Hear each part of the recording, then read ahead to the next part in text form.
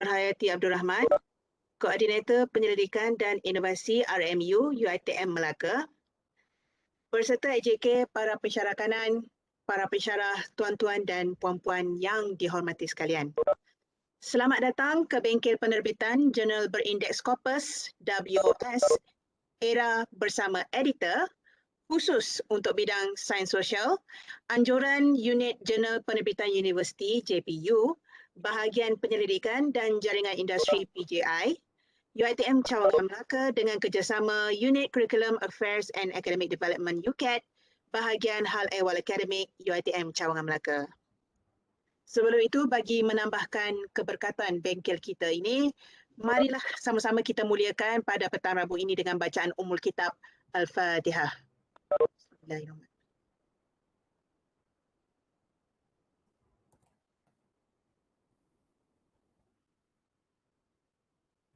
Amin, amin ya Rabbal Alamin. Sekali lagi diucapkan terima kasih kepada para peserta yang sudi meluangkan masa untuk mengikuti bengkel yang diadakan pada petang ini. Sebelum kita mulakan, izinkan saya memperkenalkan sedikit latar belakang ceramah yang kita jemput khas pada hari ini. Beliau merupakan seorang pensyarah Kanan di Fakulti Perakaunan UiTM Shah Alam, merupakan seorang Felo penyelidik di Institut Penyelidikan Perakaunan ARI, juga memangku peranan sebagai Managing Editor di Journal Management and Accounting Review Universiti Teknologi Mara. Beliau yang saya maksudkan adalah Dr. Intan Salwani Mohamed. Untuk makluman rekod pencapaian penerbitan beliau yang saya Google sendiri menerusi Google Scholar adalah sebanyak 17 kali, 8 untuk Scopus dan 6 untuk WoS. Saya sendiri sebagai salah seorang yang beraliran sains sosial yang kini sedang menyambung pengajian ingin juga mengutip serba sedikit mungkin tips dan panduan dari doktor akan kriteria untuk penghasilan dan penerbitan juga penulisan berindeks tinggi Scopus dan juga WoS ini. Baiklah, tanpa ingin melengahkan lebih banyak masa lagi, dijemput Dr. Intan Salwani untuk memulakan bengkel beliau. Dipersilakan. Okay, Bismillahirrahmanirrahim. Assalamualaikum warahmatullahi wabarakatuh. Terima kasih pengurusi majlis. Yang saya hormati Dr. Ros Fazimi selaku koordinator, ketua-ketua jabatan dan seterusnya, hadirin sekalian. Jadi pada hari ini izinkan saya untuk berkongsi skrin ya.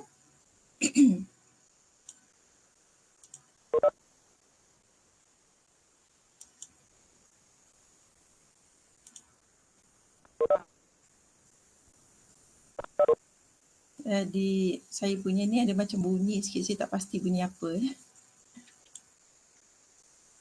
Mungkin boleh, kalau ada yang buka mic, mungkin boleh tutup mic. Okay. Boleh nampak ke saya punya slides? Nampak, Doktor.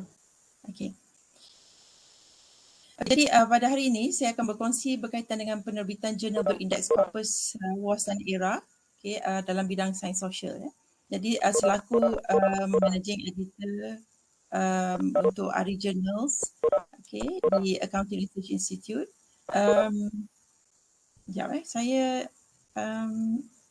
Saya tak pasti sama ada hadirin ada dengar bunyi ke? Saya pun ada bunyi. Saya dengar bunyi tu. Dengar Saya tak pasti bunyi tu kenapa. Perlu ke saya log out and masuk semula? Dia tak mengganggu sangat, Doktor? Tak mengganggu sangat Okey, jadi saya akan berkongsi berdasarkan pengalaman saya menguruskan Scopus Journal di RI, iaitu Management dan Accounting Review, Management Accounting Review, dan juga selaku saya sebagai in the Science Reviewer dan juga Emerald Peer with Expert. Jadi berdasarkan pengalaman ini saya akan berkongsi berkaitan dengan penerbitan, tata cara penerbitan dan apa yang perlu dilakukan untuk menghasilkan kertas kerja berkualiti. Okay, the Accounting Research Institute, basically we have two journals lah, Management Accounting Review and also Asia Pacific Management Accounting Journal. Kedua-duanya index journal di mana MAR actually index in Scopus, ERA and APMAJ also they index in WoS under Emerging Sources Citation Index, and also the ABDC and ERA. Okay. So untuk berkongsi tentang MAR ni, ada yang bertanya sometimes they said cari dekat Simago tak jumpa MAR so betul ke MAR ni Scopus Index? Actually Simago is just a third party punya database. So better kalau nak tengok index kena masuk ke Scopus punya database, can go to this link lah elsevier.com. So link ni kalau klik dia akan keluar this one. Okey, di sini dapat lihat pada nombor 135 adalah Management and Accounting Review. Okey, dan listing ini akan berubah-ubah lah setiap masa. Scopus akan update normally twice a year. Okey. Untuk website MAR, okay, boleh lihat di link di mar.uitm.edu.my. So di website ini kita sertakan juga auto guidelines, manuscript preparation, tata cara bagaimana untuk submit articles, di mana we use actually Scholar One system, di UiTM untuk jurnal-jurnal berindeks, di Scopus UiTM menyediakan Scholar One system. Untuk submission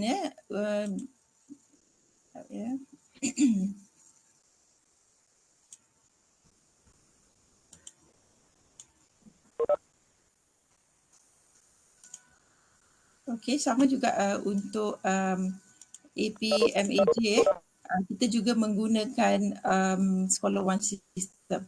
Jadi untuk submission saya cadangkan kalau author tak kisah which journal you want to send, what you need to do first is to look at the author's guideline, the manuscript preparation, publication ethics, ni sangat penting, and also the copyright notice. Semua benda ni perlu dibaca dengan teliti. Kenapa perlu dilakukan sebegini? Contohnya di MAR kita terima artikel daripada Research University for example, ada few yang kita terima, kita dah prepare untuk publish, suddenly they withdraw the paper sebab dia dah terima, dia dah publish di tempat lain. So meaning that this author sent to many journals at the same time. So this is totally not acceptable. Because kalau kita baca dalam publication ethics, copyright notice memang dah dinyatakan. So kalau buat sebegitu, jurnal berhak untuk blacklisted nama sebenarnya. Jadi before submit, please make sure you fulfill all the requirements. Why? Because once we receive on the admin side, first kita akan tengok whether the articles to fulfill the requirements. The author guidelines for example, in terms of the manuscript preparation, kita kata 20 pages, they submitted 50 pages. Of course, we will not process the article and we will unsubmit and return back the article to the author. So if you are not following the author guidelines and manuscript preparation guidelines and so on, it will take times lah, because we will unsubmit your articles and then you need to do amendments and resubmit again. Okay, to speed up, so please make sure you follow all the requirements before you submit. Okay. So when we talk about publications, whether it is MAR, APMAJ or any other Scopus or any other index journals, first, you need to ask, whether you are ready. Okay, are you ready? Okay, of course, yeah. Okay, so if you have the following resources, if you have the following resources, for example, you have research project under your research grant or your master or PhD thesis, of course, for all this, kita ada research proposal, kita ada literature review, all the stages in research tu, up to pilot test and also multi-stages research in progress, until completed research, completed master or PhD thesis. From all these, at each stage, you can publish actually. For example, the first four, research proposal, literature review, you can come up with a concept paper or literature paper. And once you completed your research, you can come up with a full empirical paper. Okay, so before you come up with the papers, you need to understand when we say index journal, what is index journal? Okay, basically when we say index journal, it is listed in Thomson Reuters. Last time kita panggil ISI. Now kita dalam under MGL Clarivate. You can look at the website under Clarivate. Okay, and then for Scopus, you can look at scopus.com. Okay, ramai yang tengok Simago. Simago is just a third party database. So to make sure that you are sending to the recent list of Scopus, please refer to Scopus list. Later I will show how to refer to Scopus list. Why? Because it happened when you refer to Simago, when the data is not updated. Okay, you submitted your paper, then you realize when it is already published, you realize that the journal already being delisted, no longer in Scopus. So it is very important for you to check. And then you can also look at ERA, okay, link to look at whether the paper, the journal is listed in ERA. So when we said index journal, it will cover three, okay, the ISI, Scopus, and ERA. Okay, and then sometimes you might came across the term flagship publications. What do we mean by flagship journals? Kita kata flagship journals. So what is it? Is it the index journal? So basically flagship journals ni, of course lah dia index journal, but a flagship journal normally dia adalah scholarly journal publishing internationally leading research in specific areas. So normally jurnal-jurnal tersebut adalah jurnal-jurnal top terkemuka di dalam bidang masing-masing. Contohnya kalau bidang management information system, okay, macam dia ada top 10 macam tu. Okay, so jurnal-jurnal terkemuka ialah number one, for example, at that time masa I prepare the slides lah, my S4 Okay, so inilah yang dikatakan flagship publications. So normally it is listed in ISI with impact factor more than 5, okay, for social science. And of course in Scopus, normally it is listed normally under Q1. Okay. Example, if you want to search for a journal in Clarivate Master Journalist, okay, you can see here, you can go to mjl.clarivate.com. Ini yang you kata ISIS, Social Science Citation Index and so on. Okay, you go to mjl.clarivate.com. Okay, you search the master list. Okay, you will get this screen and you need to search, okay, the journal, or maybe you want to look at the title, word and so on. Okay, so for example, here we have Asia Pacific Management Journal, APMAJ, under ARI. Okay, so it is listed here under emerging sources. Dia tak naik lagi kepada full sebab because of citations lah. Once it the citation, so it will become fully no longer under emerging. Okay. Let's say you want to search under Scopus database, as I mentioned before, to make sure that the list that you have to submit the articles is the latest one. You can go to scopus.com, okay, www.scopus.com. Okay, you can scroll down at bottom tu, you can see the content coverage. Okay, so I highlighted in red box just now. Okay, so if you look at this content coverage, okay, you click that, so this will appear lah. Okay, the list of download the source title list, download the book title list, because Scopus also produce book. Okay, and also you can download the discontinued sources from Scopus, meaning that the journal that previously in Scopus but no longer in Scopus. So be very careful with that. Okay, so you can click the download the source title and you will get the listing, okay, on the recent titles that listed in Scopus.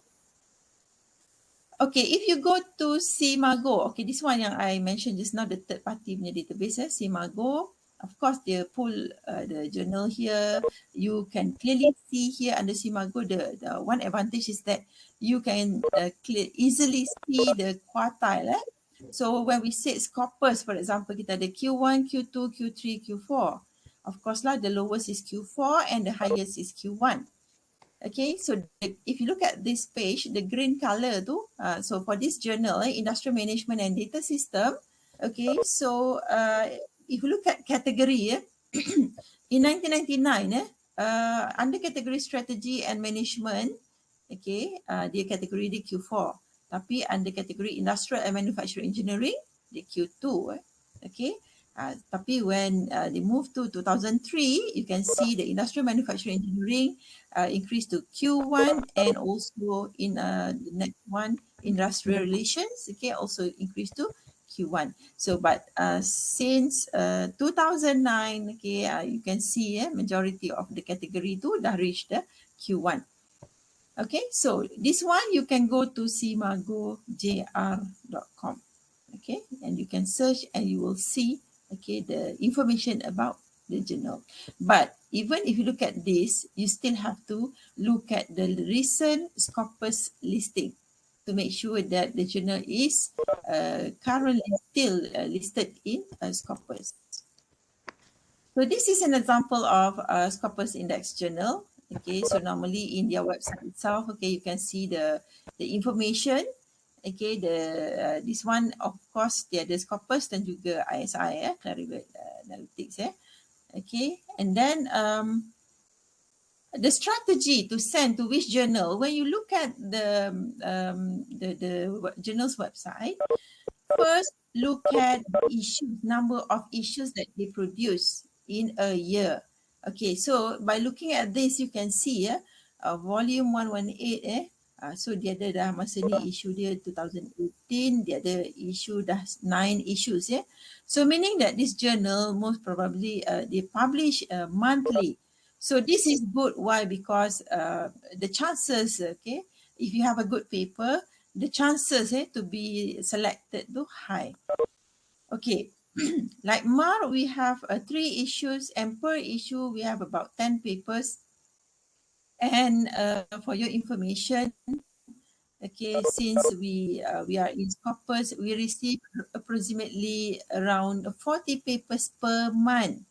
Okay, so kalau 40 papers for per year nearly 500 papers. Daripada 500 papers tu, we only publish around 30 to a maximum of 40 per year.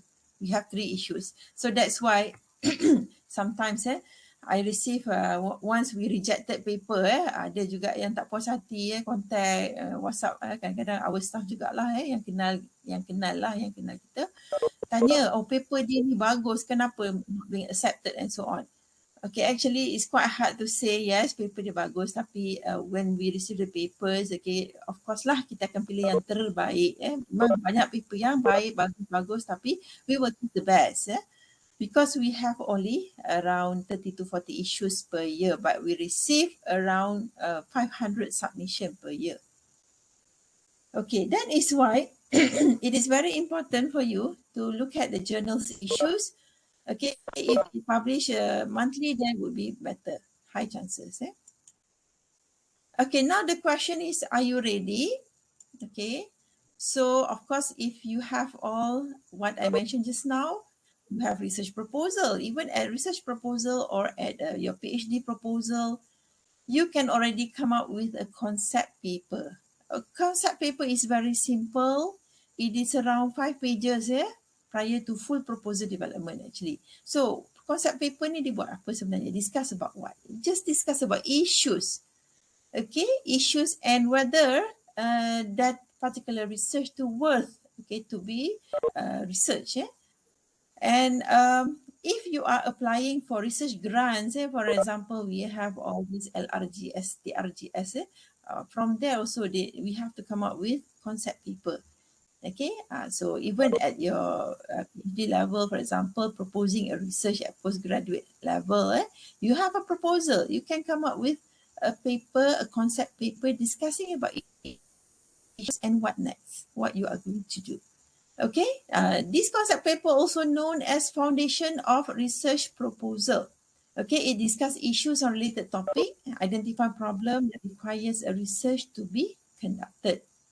Okay, later I will discuss in detail and also with example on this category of paper. Okay? And then we have literature paper. literature paper, detailed discussion from literature, okay, gaps identification, proposed conceptual or theoretical model, operational definition of variables, and sometimes you can also include your hypotheses. Yeah, okay, that one it falls under literature paper. Okay, and then we also have full articles. That one, once you already completed your research, okay, you have the results, the findings, okay, you can come up with empirical paper where you have data and also analysis. You discuss about the findings. Okay, so basically, if you talk about research, let's say you are conducting a quantitative research, for example, there are 14 steps that you have to go through in conducting the quantitative research.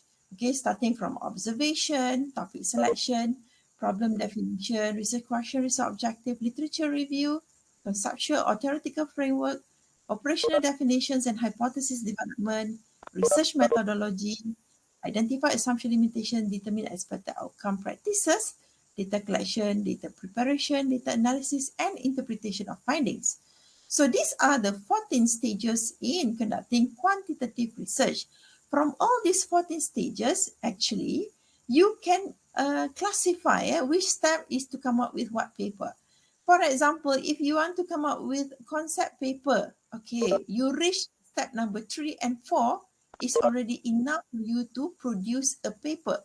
So, kalau PhD students, I ada juga join DSG group, doctoral support group tu. Bila kita discuss about PhD students need to publish papers, semua kutuk lah kenapa buat polisi bodoh lah, kenapa buat polisi menyusahkan pelajar. Nak publish paper bukannya bukan cepat, lambat so nanti pelajar tak boleh grad sebab tak publish paper. So actually the requirement doesn't mention that you have to publish full empirical paper.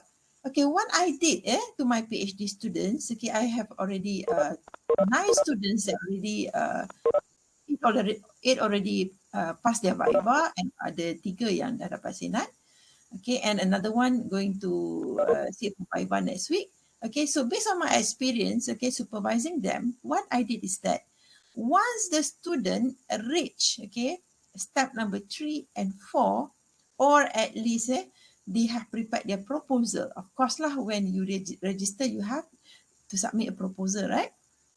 Okay, I will guide them on how to prepare the concept paper.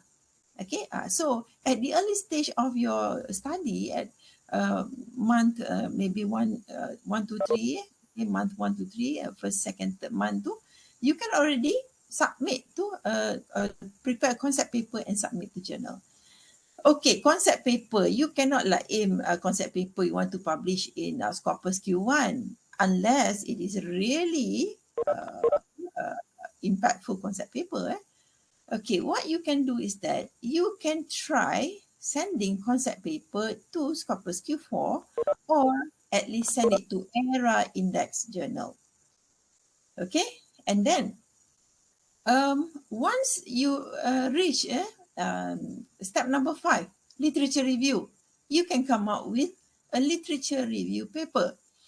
If you have a good literature review paper, you can even reach Q1 or Q2 actually.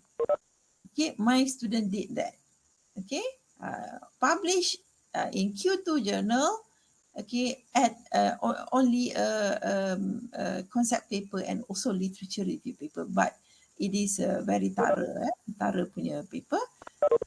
Okay, and then if you completed up to number 12, so you have done, okay, you dah ada at least full empirical paper, data preparation, data analysis lah actually up to maybe kat sini dia ada banyak stages lah. Some of you might prepare a paper from the pilot test.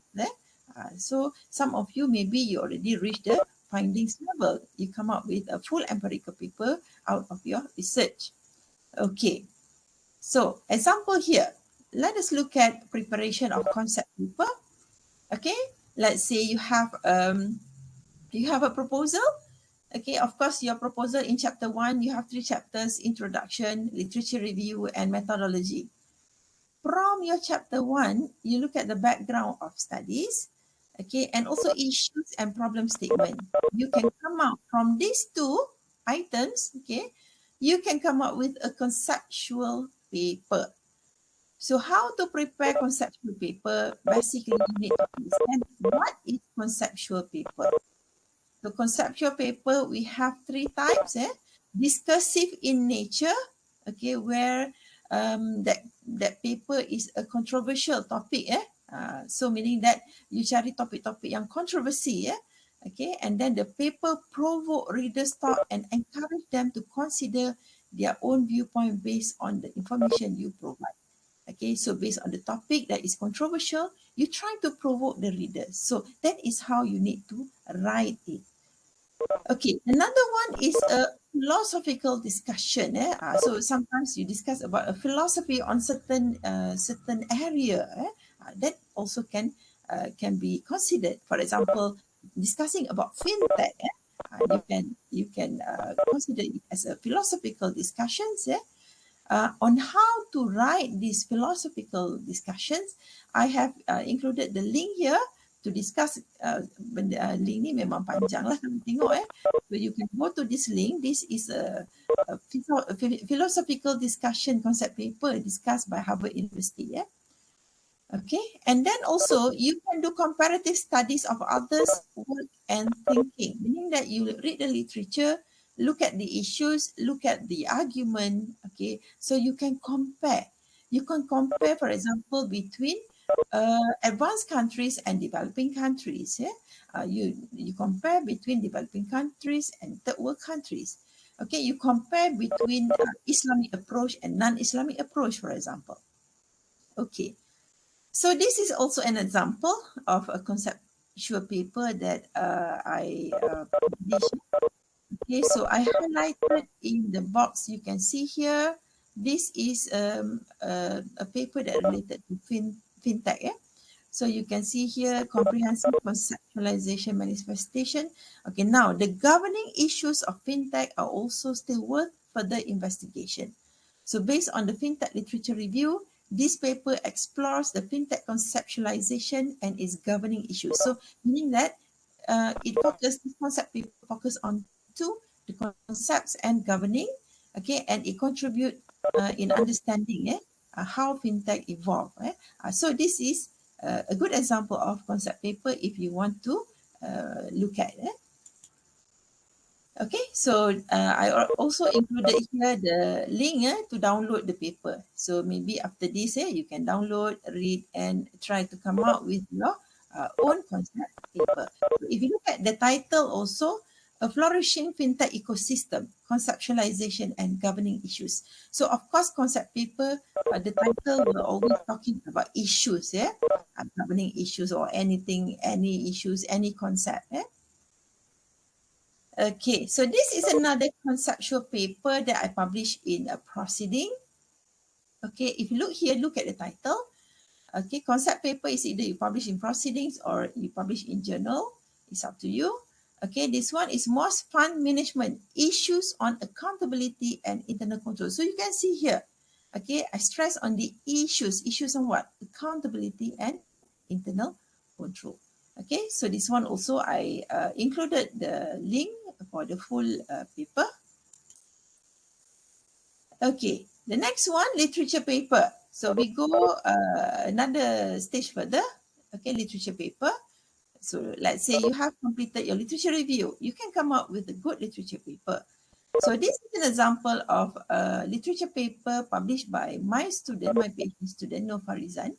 So she published this in a Journal of Financial Crime. It's a Scopus Q2.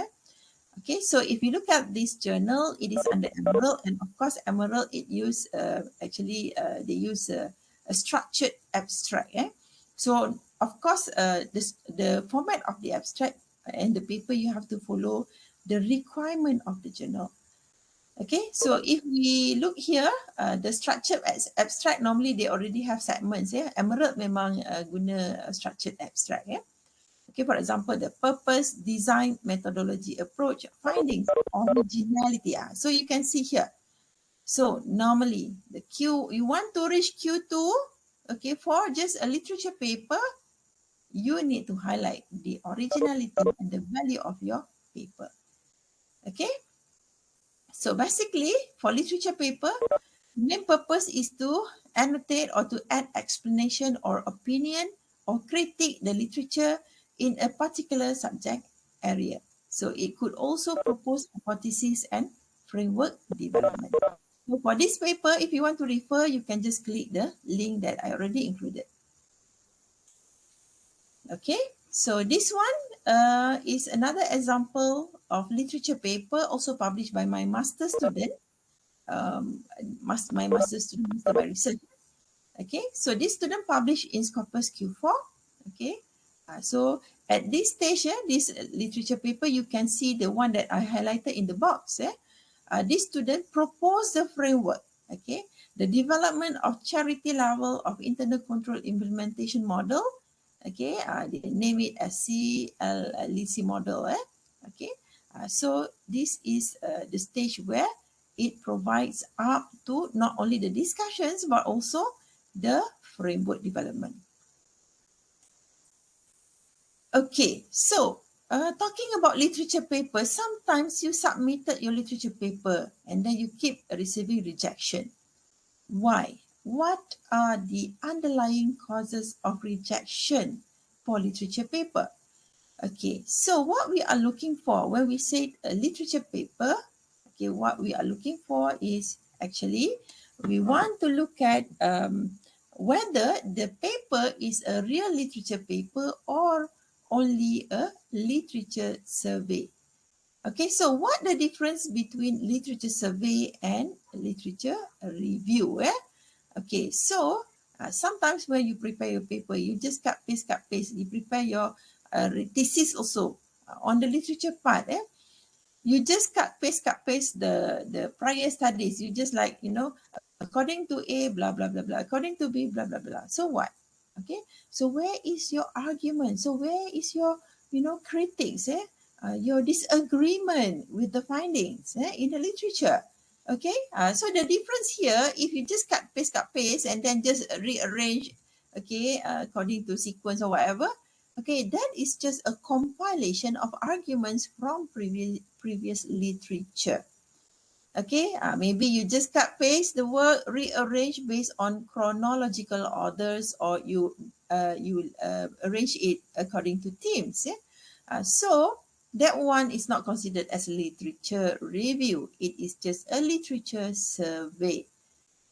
Okay, so here, if you look at literature review, there will be more discussions, elaborations, critical evaluations by the researcher, by yourself, at the end of each sections and subsections. Researcher will then conclude and propose what next. So meaning that you argue, you critique, okay, on which part you agree, on which part you disagree. Okay, you need to discuss that. And then at the end, you have to conclude and you propose what next to overcome, okay, the gaps that you found in the literature. Of course, under literature review, you are able to identify the research gaps. Okay, so when you have all this, then it can be something that you can propose to be covered in your study. So if you look at the quotation by Cambridge University Library, a literature search is the act of searching databases and the internet effectively to find key literature on your research topic. A literature review is the reading and reviewing of a subject in the form of a written piece of work. Okay. Okay, now let us look at some example. Okay. Why is it important? This is actually one example that I want to share from my experience reviewing a Scopus Q2 journal. Okay, so there are 3 reviewers here. Okay, you can see here comments. So the one that highlighted there, okay, relationship to the literature. So meaning that the journal wants the reviewer, okay, to discuss about the paper in terms of the relationship to the literature. So they want to know, does the paper demonstrate an adequate understanding of the relevant literature in the field and cite an appropriate range of literature sources. Is any significant work ignored? Okay, so if you compare the review, so here the reviewer one, okay, dia kata authors provide very basic definitions and so on. Look at the bold one. The other main issue with the literature review section is that it does not actually provide one. Okay, meaning that the literature review is not a literature review. At best, the authors provide a literature report, or another name, it is a literature survey. Okay. So the author provide a literature report on what previous studies have been published on student perception of ethics in business.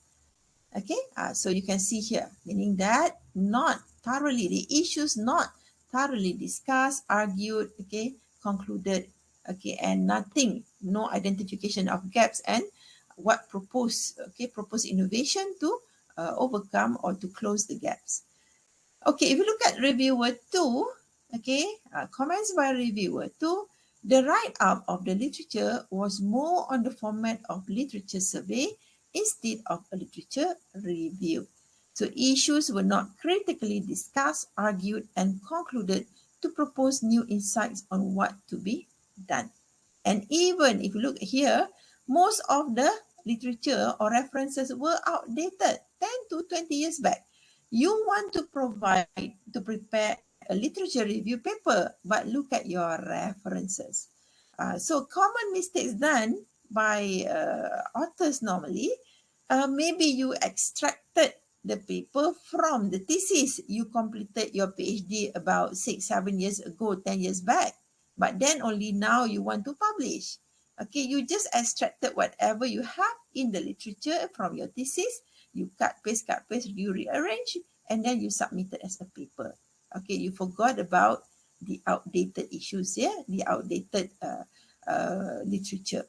So, of course, first we will do the screening. When we receive a paper, we will do the screening in terms of the references, whether it covers at least 5 papers, 5 papers in index journal, okay, meaning that the paper published in either ISI, Scopus or ERA, okay, in the recent 3 years, okay. So normally that would be how I screen when I receive paper. We want to see a paper that is relevant because we are publishing it now in the current year. Okay, so of course we want to provide something that is recent enough for our readers to refer to. So if you submit a paper with 10 to 20 years back literature, of course, okay, we will immediately reject your paper. Okay, so one tip here is that make sure if you want to submit to index journal, make sure the literature review you need to update if you extract it from your thesis or your old research report. Okay, so try to make sure you have at least 5 the recent 3 years. So for example, now 2022, 21, 2020. Okay, so if you have this at least 5 from these recent 3 years, then it is good now. And then if you look at reviewer 3 also, okay, author appears to put the cart before the horse. Literature review is limited as the author failed to evaluate all ethical philosophies. So you can see here, all 3 reviewers, okay, for this Scopus Q2 journals give the same ideas on how they review the literature. Okay, and then when we talk about literature survey versus literature review, these are some example of literature survey. So when you write a literature and you just do like this, business performance measurement help business to set business objective and so on. Performance monitoring system were used in many activities, okay, and so on. Until Lazu 2004, have measured firm performance by looking at 4 dimensions. It is just a reporting. You report, you report what you found in the literature. Okay, so this is not literature review. This is literature survey. Okay, when we say literature review, Okay, so this is an example of literature review related to the measurement of business performance. Okay, so I did a research on e-commerce and business performance. So in measuring the business performance itself, I want to look from both technological and business perspective. Okay, so I look at the literature, okay, past research done. I analyze, argue, critics. You can see here. What was missing in the literature from the accounting perspective was the focus on financial impact, especially regarding return on investment. Other aspects that related to accounting matters, for example, e-business issues reported in internal and external audit report were not included when measuring e-business performance. Okay, so you can see here, there are discussions, meaning that you yourself give your own argument, okay, your own disagreement or your own conclusion. Okay, and then also you will identify from the analysis, okay, you argue, you critique, that is where, okay, you will identify the gaps. Okay, literature review showed that in measuring e-business performance, okay, such as online reservation and so on, so normally the technological issues are not really considered in social science papers, for example. Okay, and then also when you do a literature review, you need to conclude and propose to close the research gaps. For example, here, okay, therefore, the use of e-business scorecard, a modification of balance scorecard. So meaning that now you look at the literature, you found the traditional way of measuring performance, and you also look at the technology people prepare the paper measuring performance from technological perspective. You merge it together, you come out with e-business scorecard. Okay, so that one is where you conclude and propose to close the research gaps. Okay, so when we said literature review, you want to prepare a paper, whether it is a literature paper or it is a full empirical paper, literature review is very important. Okay, so in order to come up with an effective literature review, okay, there are 6 stages that you have to go through. Of course, first you search for relevant literature. Okay, you narrow down your topic. What area do you want to do? You narrow down, you got the area of interest, and then you search for the relevant literature. And when you search, of course, let's say you Google, okay, you will get lots of articles in Google, or maybe you can go to the Scopus database, for example.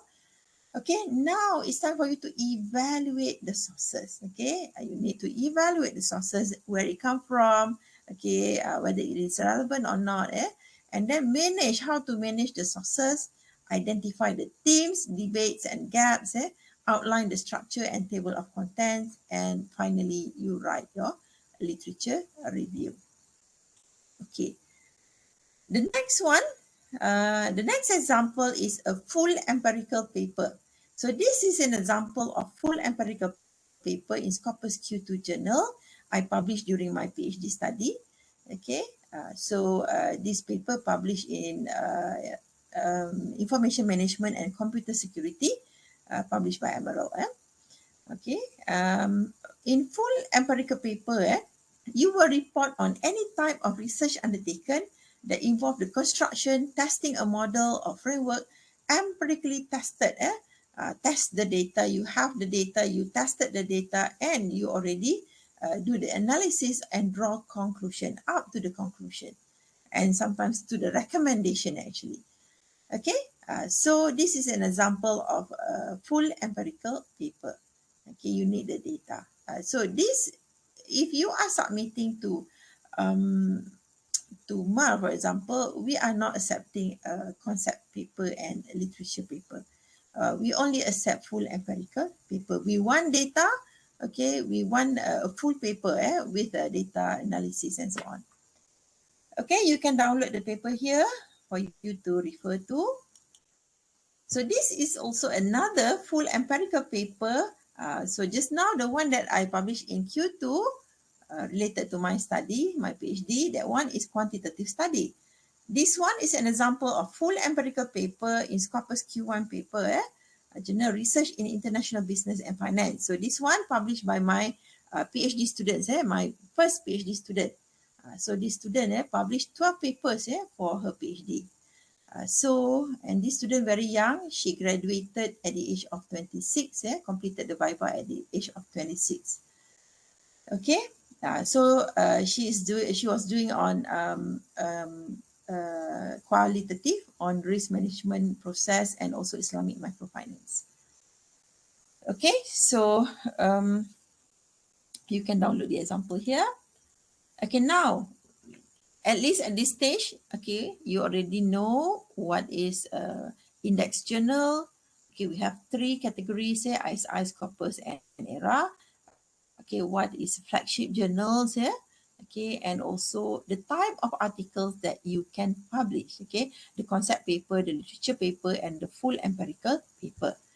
Okay, the next stage is where we are discussing about preparing articles for publication in index journals. So how to prepare articles, how to prepare quality articles that will increase the chances to get published. Okay, of course, first, okay, you come out with the paper. Okay, before submission, you have to identify which journal that you have an interest to publish. Of course, it must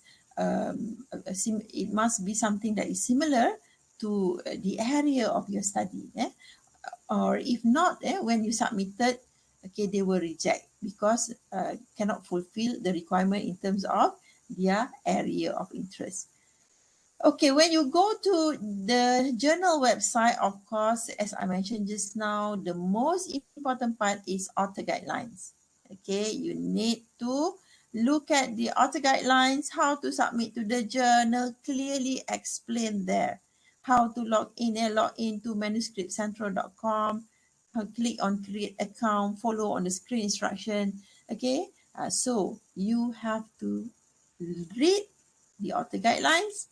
Okay, and then look at the manuscript requirements. Okay, you cannot just simply prepare paper based on your own your own style and then you just submit it to the journal. No, of course, they will reject your article. Okay, you need to look at the manuscript requirements. Okay, normally journal will clearly explain the format, the article length. For example, stated not exceeded 8,000 words, you submitted 15,000 words. Of course, immediate rejection.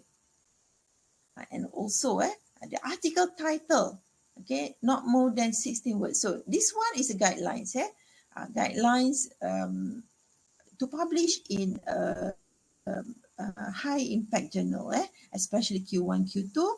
Okay, you need to have the maximum of 16 words only on your title.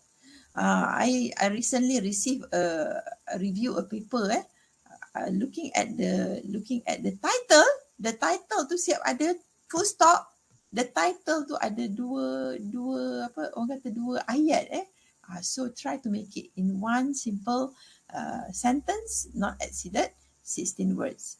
Okay, you can put lah like macam sometimes colon, you put a colon because you want to put like a study in Malaysia, for example. That one is can lah, but try to limit it to 16 words.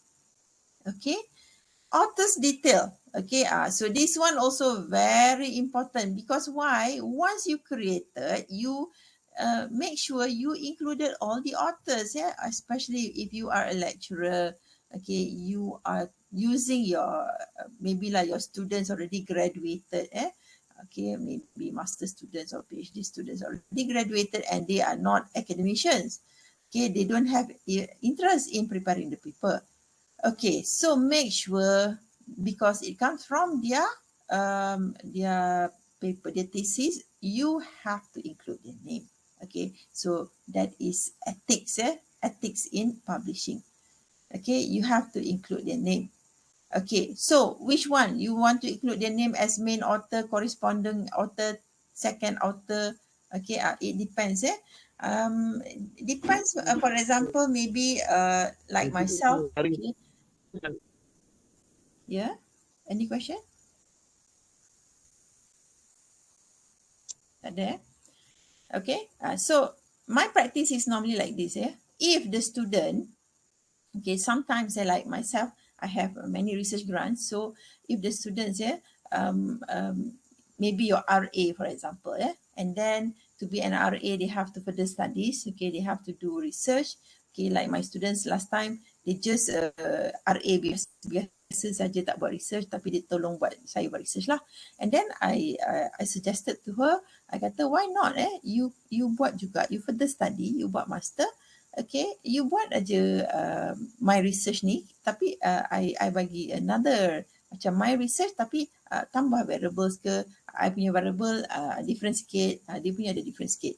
Okay, so you give them the proposal, for example. So they just add something, add the maybe just add few more literature, but the proposal actually originated from you. Okay, and then even the student jadi GRA, they use our research grants. Okay, they collect data pun. Any question? Okay, so the student, the student also collect the data together with my research. Okay, and of course lah, part of the research too comes from me. So normally, I will kalau around 70% too comes from me. So I will be the main and corresponding author lah. Okay, so the student will be the second author. But if the paper, the student is doing research, totally maybe your contribution is just like 30%, okay, tak banyak pun contribution you, okay, you just guide dia, okay, that one, of course lah, you can be the corresponding, but the student should be the main author. Okay, so here when publishing, so ethics kena jagalah, because kita tak nak ada issue like when the student already, you already published, tiba-tiba student tu viral kat Facebook, kata tengok lecturer dia ambil paper letak as main, nama pun tak ada. So be very careful with this. Okay, and then why is it important to make sure that the author details to completed a correct one? For example, email address. Email address, if you wrongly key in the email address, later you're going to have problems when the paper already being accepted. You want to fill in the copyright agreement and so on. The copyright agreement do, okay, they will send to your email. Okay, so they will use your email to log in. So if your email, you wrongly enter your email address, so of course you're going to face a big problem.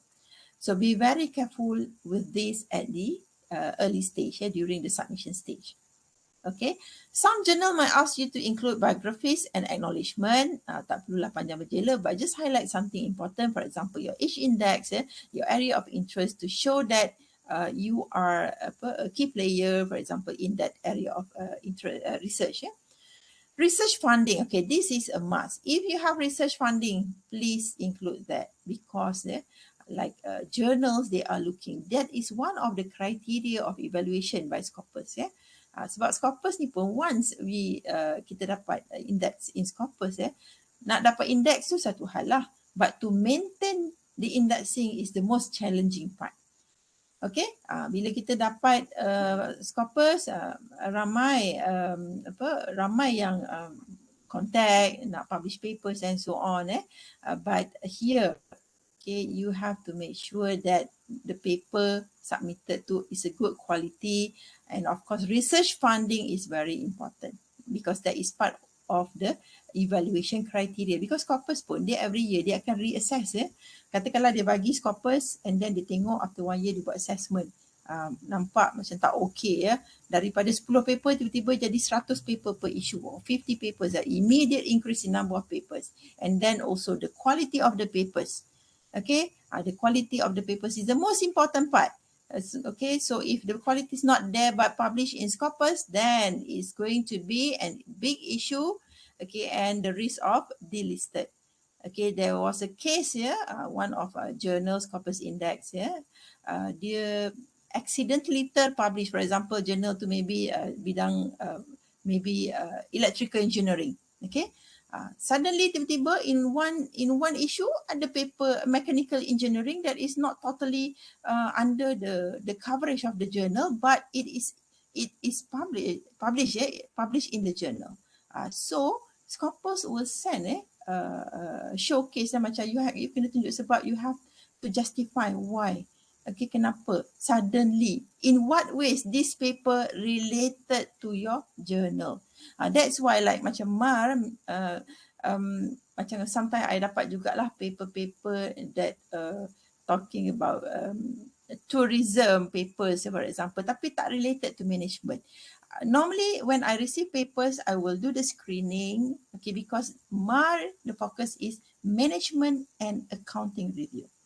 Okay, it must be related to management or accounting. Anything that related to accounting or management. Mesti ada elemen management. Okay, let's say I receive about a paper from Fakulti Hotel, pasal tourism, tapi tak ada related to management, tak related to accounting. So I have to reject that because it is out of scope. Okay, that is also very important because later Scopus will evaluate our journal every year. Look at whether we are publishing according to what we have included in our website. The scope, for example. Okay, so if our scope is management and accounting, and then suddenly we publish something else, tiba-tiba ada paper physics ke chemistry ke, so that is totally wrong lah, tak boleh lah. So there is a risk of being delisted. Okay, and then another issues like macam about the quality of articles ni. For example, if you want to submit to MAR, because this is a Scopus journal, kita faham sometimes you have submitted to Q1, Q2, lepas tu dekat yang macam jurnal-jurnal yang Q3, Q4 ni, you submit yang very simple, and then for example, we did receive like a quantitative paper with only one hypothesis. Okay, so even one hypothesis tu tak worth lah untuk Scopus indexing. So bila kita reject, dia marah pula. Dia kata, kenapa reject paper dia? Paper dia bagus tu. Tapi sebenarnya dia dah split the paper. So dekat MAR dia hantar one hypothesis. Dekat another paper, maybe Q3 dia hantar 2 hypothesis. Q2, Q1, maybe dia hantar full empirical model. Okay, so please don't do that. Okay, so actually, as long as it is Scopus, try to at least lah, provide at least five hypotheses lah, at least four or five lah, at least. Okay, and then also the abstract, preparing the abstract. So actually, this is the orang kata the heart of the paper actually. Okay, because when we first receive the paper, we will look at the abstract.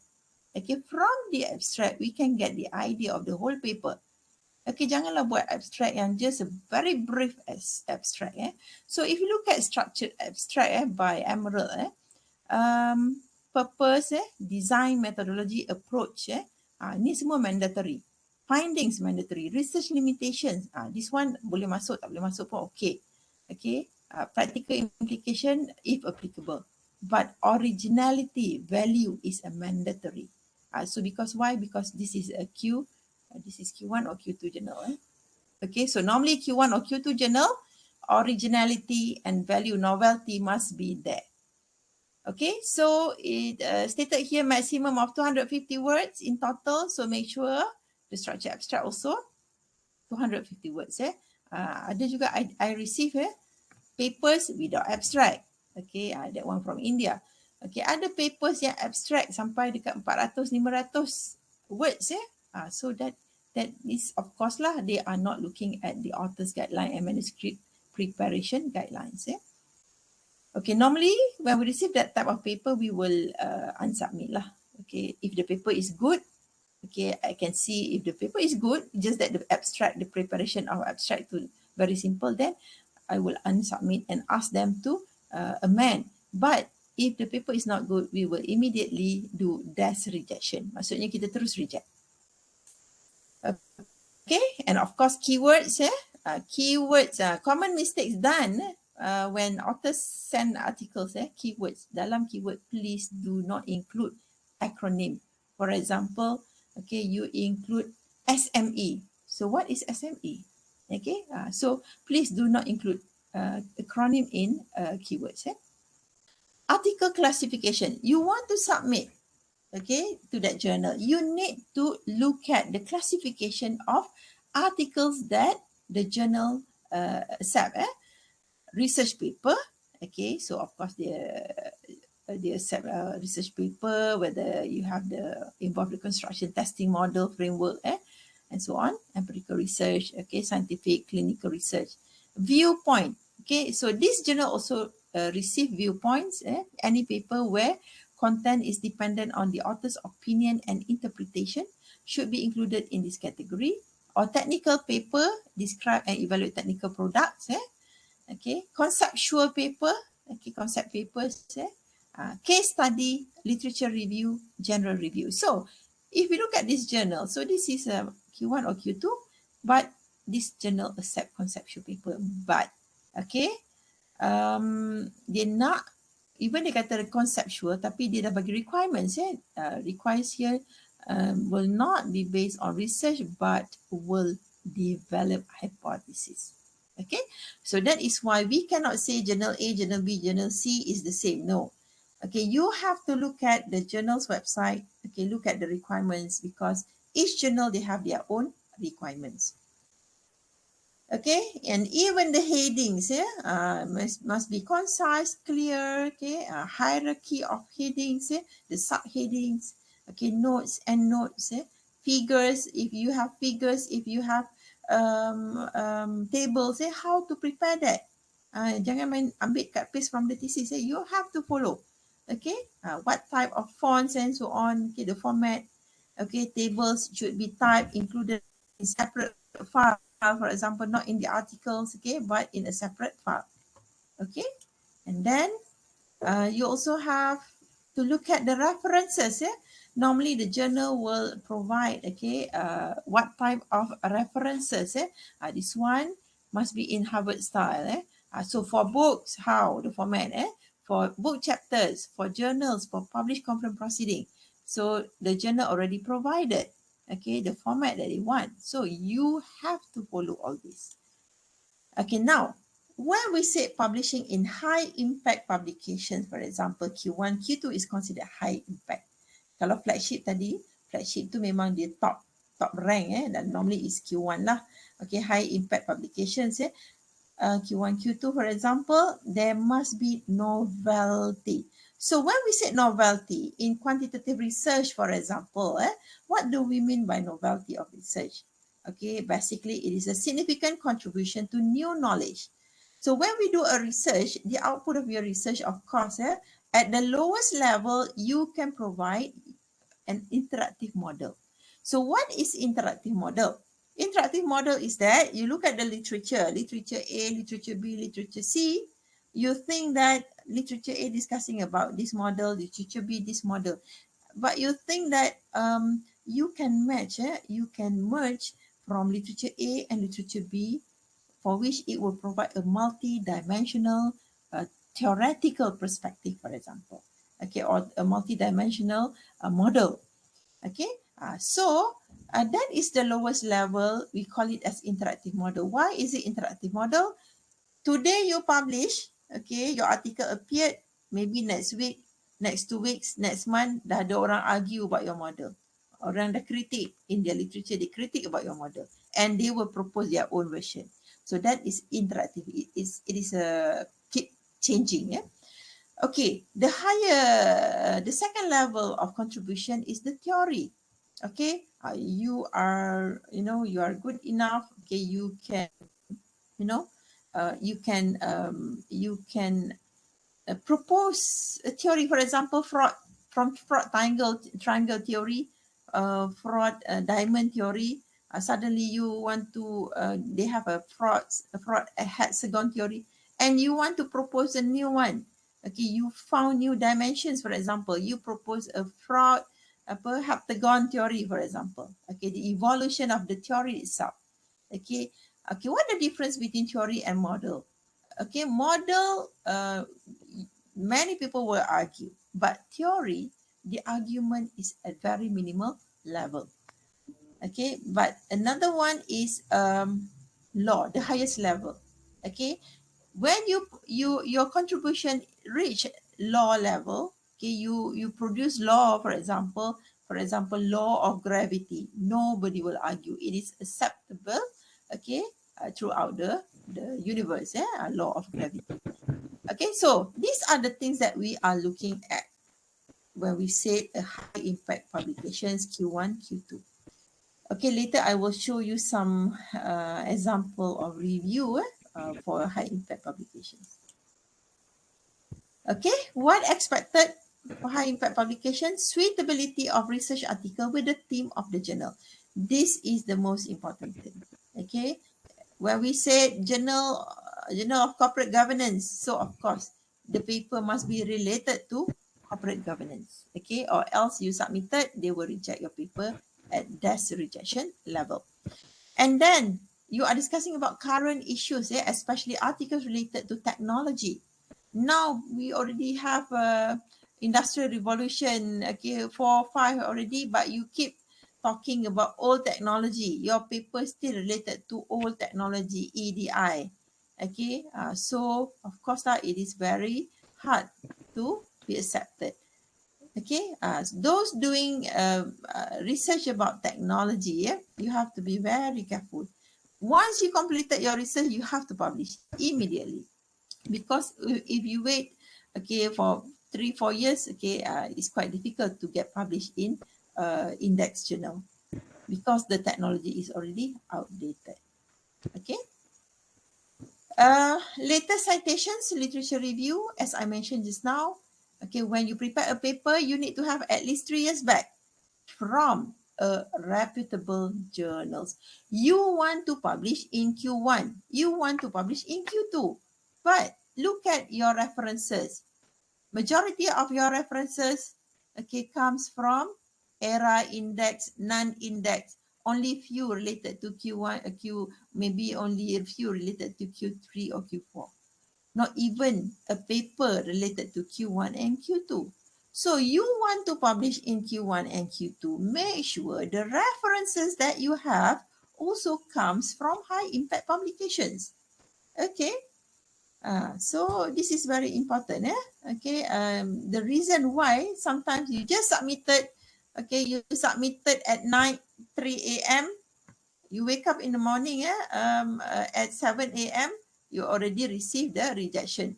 Okay, so be very careful, because the screening, normally when we receive papers, what I did normally, first, I look at the title, whether it is suitable, match with our team, original team, and then we look at the abstract. So from the abstract, we can get an overall picture about the paper. And of course, I look at the references to identify, okay, whether you have recent references. And also, I want to make sure that at least majority of references comes from index journal. Okay, because MAR is Scopus, so we want the author to also cite papers from index journal, at least Scopus or ISI. Okay.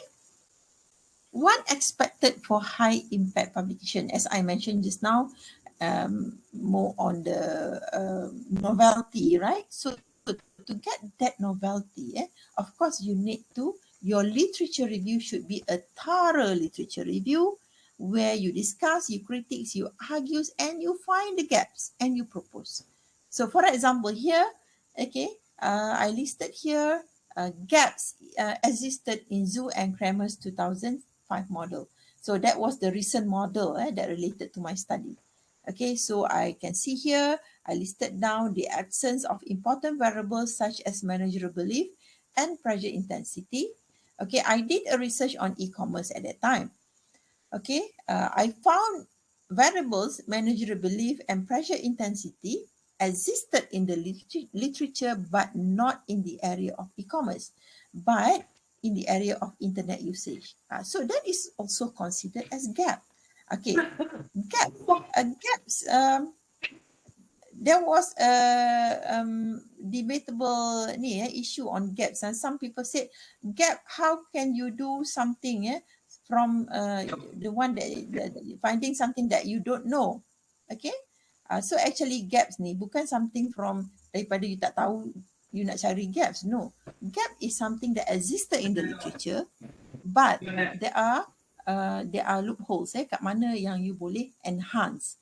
Okay, that is gaps. For example, prior study tested that variable as a independent variable, but you think that that variable is suitable to be tested as mediator or moderator. That is also gaps. Okay? Okay. And then when you discuss about the gaps, you also need to suggest what you are going to do in the study.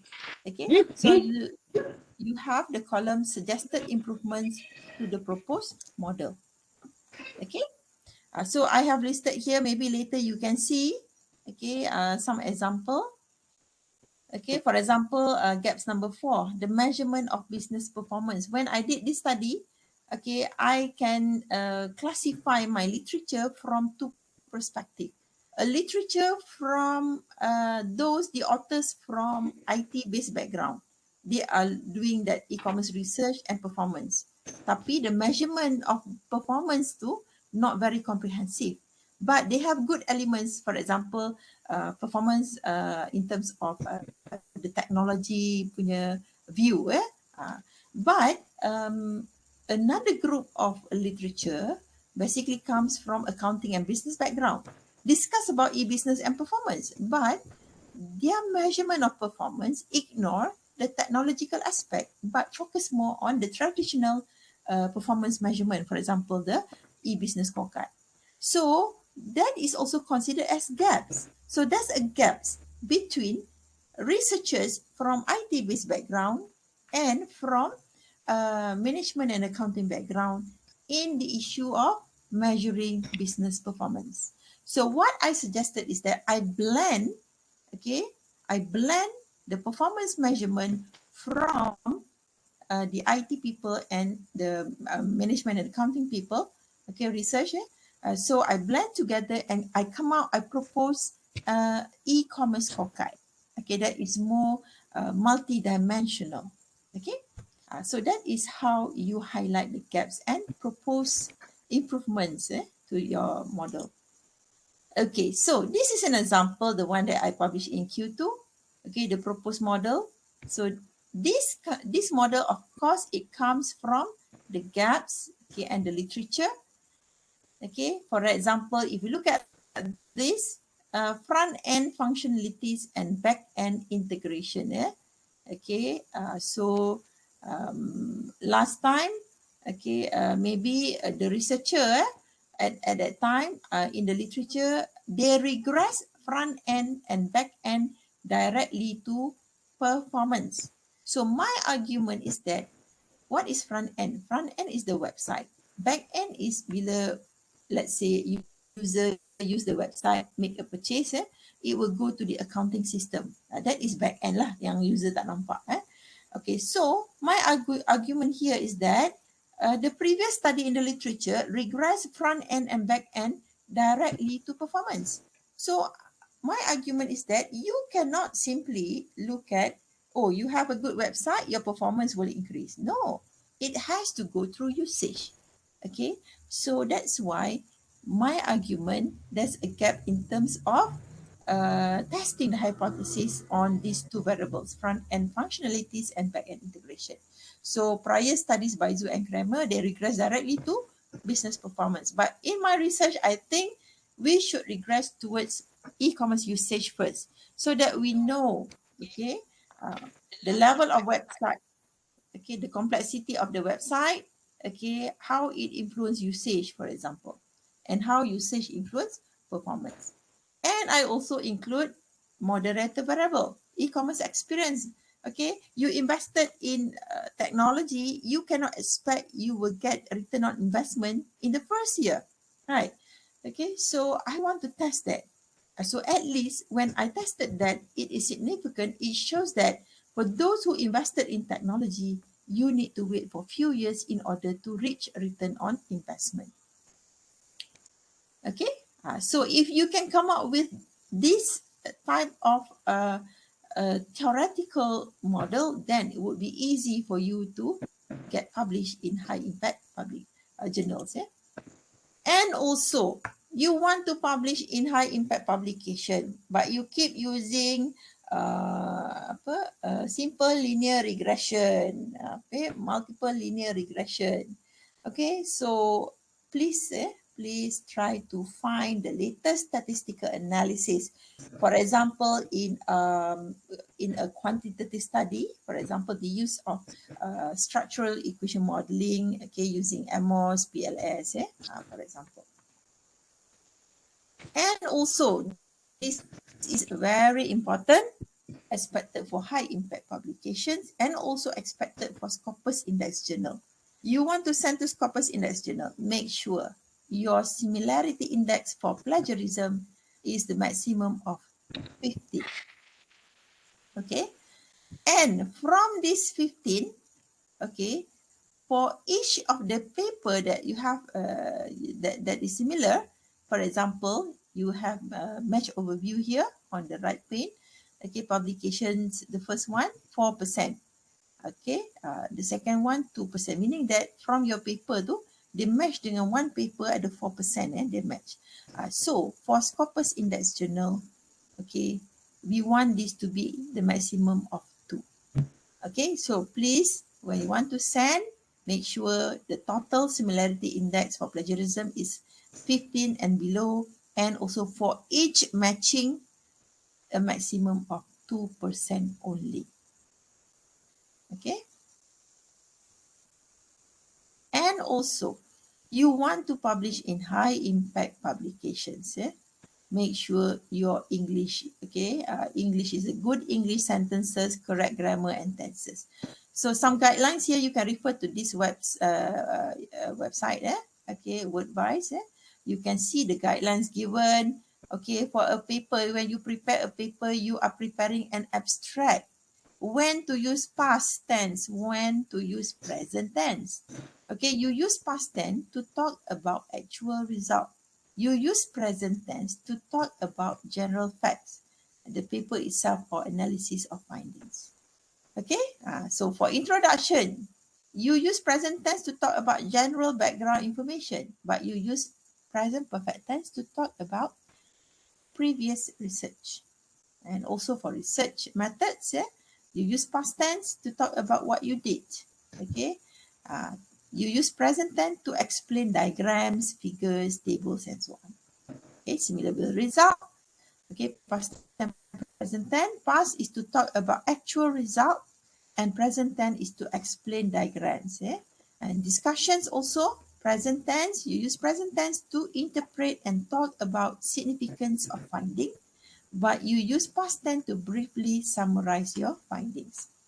And for conclusion, you use past tense to refer to your completed research, okay? And you use present tense to talk about implications and suggest future research. Okay, many more detailed things you can get from this website. So please visit. And also, if you have research grant, you can buy or you can subscribe Grammarly, for example. Okay, check your articles before you send. Okay, you can use Grammarly. Okay, Grammarly will suggest corrections. For example, this one. Okay, so instead of using the, okay, the Grammarly suggested instead of the acceptance and adoption. Okay, so Grammarly suggested therefore the acceptance and adoption. Okay, so the next one, okay, publication procedures. So once you have prepared, you have prepared your articles, you already checked, okay, already good English and so on. Okay, you already checked Grammarly. Now you want to submit. Okay, you want to submit your articles. You need to understand submitting articles, especially in index journal. It's not like you submit today, 2-3 days, okay, you will receive decision. Okay, I experienced that. Ada yang, especially lah PhD students, dia nak kejar dia punya graduation for their viva and so on, nak submit thesis. Okay, dia submit malam tadi. Besok pagi, mana dia dapat I punya contact number, I pun tak tahu. Okay, dia dah message tanya, boleh accept ke paper dia dah submit malam tadi. So please don't do this. Okay, so actually normally it will take about like this. When you submitted, it's in the system we receive. Okay, we receive many papers. As I mentioned, sometimes I receive like 40 papers a month. Okay, so when we receive, I have to read, I have to go through to ensure that it has we will choose the high quality paper. Okay, so of course I need to go through, I need to look at the statistic and so on. Then I will make decision. And normally the decision will be made in between 2 weeks to 1 month. Okay, so if we don't receive many papers, then of course maybe in 1 or 2 weeks, okay, we will give decision. Not give decision in terms of accepted. Okay, the decision that is a DAS decision. Normally it is conducted by the editor-in-chief lah, okay, or the technical editorial review board. Okay, so this is what we call as DAS review. Okay, the decision is whether to proceed with peer review or not. Peer review ialah bila kita hantar kepada reviewer. Okay, sebab kita tak naklah dapat paper yang tak ada kualiti, lepas tu kita bagi pada reviewer. Okay, and then reviewer pun nanti of course lah we can expect rejection from reviewer also. That is why we need to have a DAS review as a gatekeeper. Okay, so and it happened also when we rejected at DAS review. The author akan tanya, where's the review report? I want the review report so that I can enhance my paper. So author ni dia tak faham. DAS review, kalau reviewer, kalau the review board tu rajin, dia bagilah komen sikit, tapi normally dia reject aja, dia akan mention that okay, tak ada perlu diperbaiki, whatever, not reach the level or whatever lah. Okay, so that is DAS review. So let's say we think that the paper is good enough to proceed with peer review, then okay, we will send to peer review. So normally peer review will take about 2 months. So altogether, the process will take about 3 months. Okay, so 1 month for DAS review and 2 months for peer review. And then if we receive comments from the reviewer, we will inform the editor-in-chief normally, or the one who appointed lah, okay, will make decision, okay, whether to give major, minor or reject based on reviewer's comment. Why? Because sometimes reviewer 1 say reject, okay, reviewer 2 say minor correction. So here again the function of editor-in-chief or our editors lah, to look back whether we want to accept or reject. If we want to accept, is it going to be major or minor? So kita kena tengok juga, reviewer pun kita kena tengok juga. Kita takut nanti yang bagi minor tu dia main accept je, dia malas nak baca, malas nak komen, for example. Okay, so kita dekat gatekeeper ni memang we have to be very careful. Even we receive peer review report, we still need to make sure the comments given tu reflects apa sebenarnya dalam paper.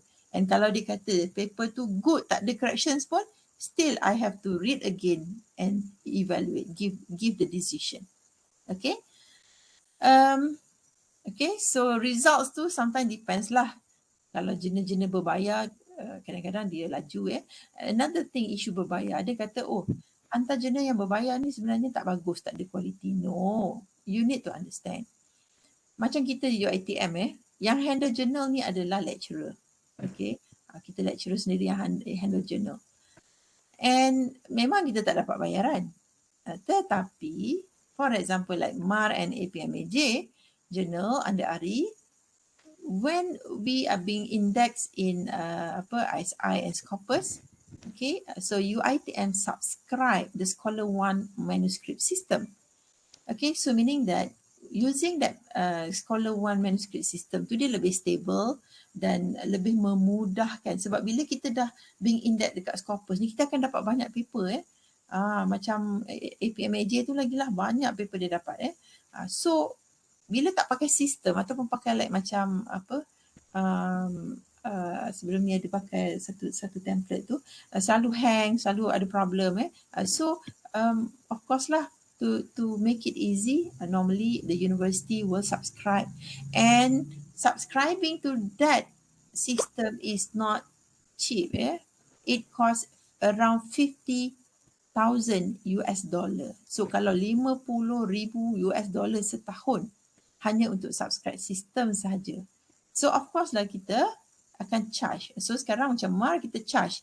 Kalau corresponding author, orang UiTM, staff UiTM, okay, kita akan charge UiTM punya rate lah. Tapi kalau dia orang luar, kita akan charge 250 US dollar. Kalau dia UiTM, kita look pada, kita tak tengok pada main author, kita tengok corresponding author. So kalau corresponding author dia staff UiTM, kita charge 200 US dollar. Okay, tapi kalau dia staff luar, orang luar, kita charge 250 US dollar. And this money is actually to cover the cost that we incurred, because we incurred what? We incurred the Scholar One system, 50,000 US dollar. Okay, so 5 journal yang pakai Scholar One system ni dalam UiTM. 5 journal. So 5 journal ni, at least kurang-kurangnya satu journal kena contribute lah 10,000 US dollar kan. Okay, so sebab itulah kami kena charge. And then also, we send to English editing also. Okay, so lepas you amended the paper, you have made corrections and so on. Okay, you already edited the paper, make corrections, submitted the revised version. Before we send for formatting, we will send to English editing. Dekat lecturer APB akan buat benda-benda ni, kita bayar dia. Okay, so kita bayar. We need to incur costs. Okay, at least one paper, RM100 for English editing. Okay, and then also formatting. Formatting also, we are lecturers. We don't have enough time nak buat format satu-satu. So to speed up, like macam Scopus journal for example. Okay, when we are in Scopus, we have to meet deadline. For example, kalau kata April issue, by 1st April, memang dah kena upload. Kalau tak nanti, dia tak follow Scopus punya apa orang kata timeliness. So kalau you tak timeliness, you tak achieve, so the risk is that there might be a risk of being delisted. Okay, so these are the issues lah. That's why we charge. We charge is not because we want to make profit. Actually, it is just to cover the cost. Mungkinlah ada profit sikit-sikit kalau paper banyak. Tapi kalau macam paper satu isu 10 je tak profitable pun actually sebenarnya. Okay. And then results ni depend pada jurnal juga. Okay. Accepted. Okay. So accepted or rejected. Okay. Whether your paper being accepted or rejected.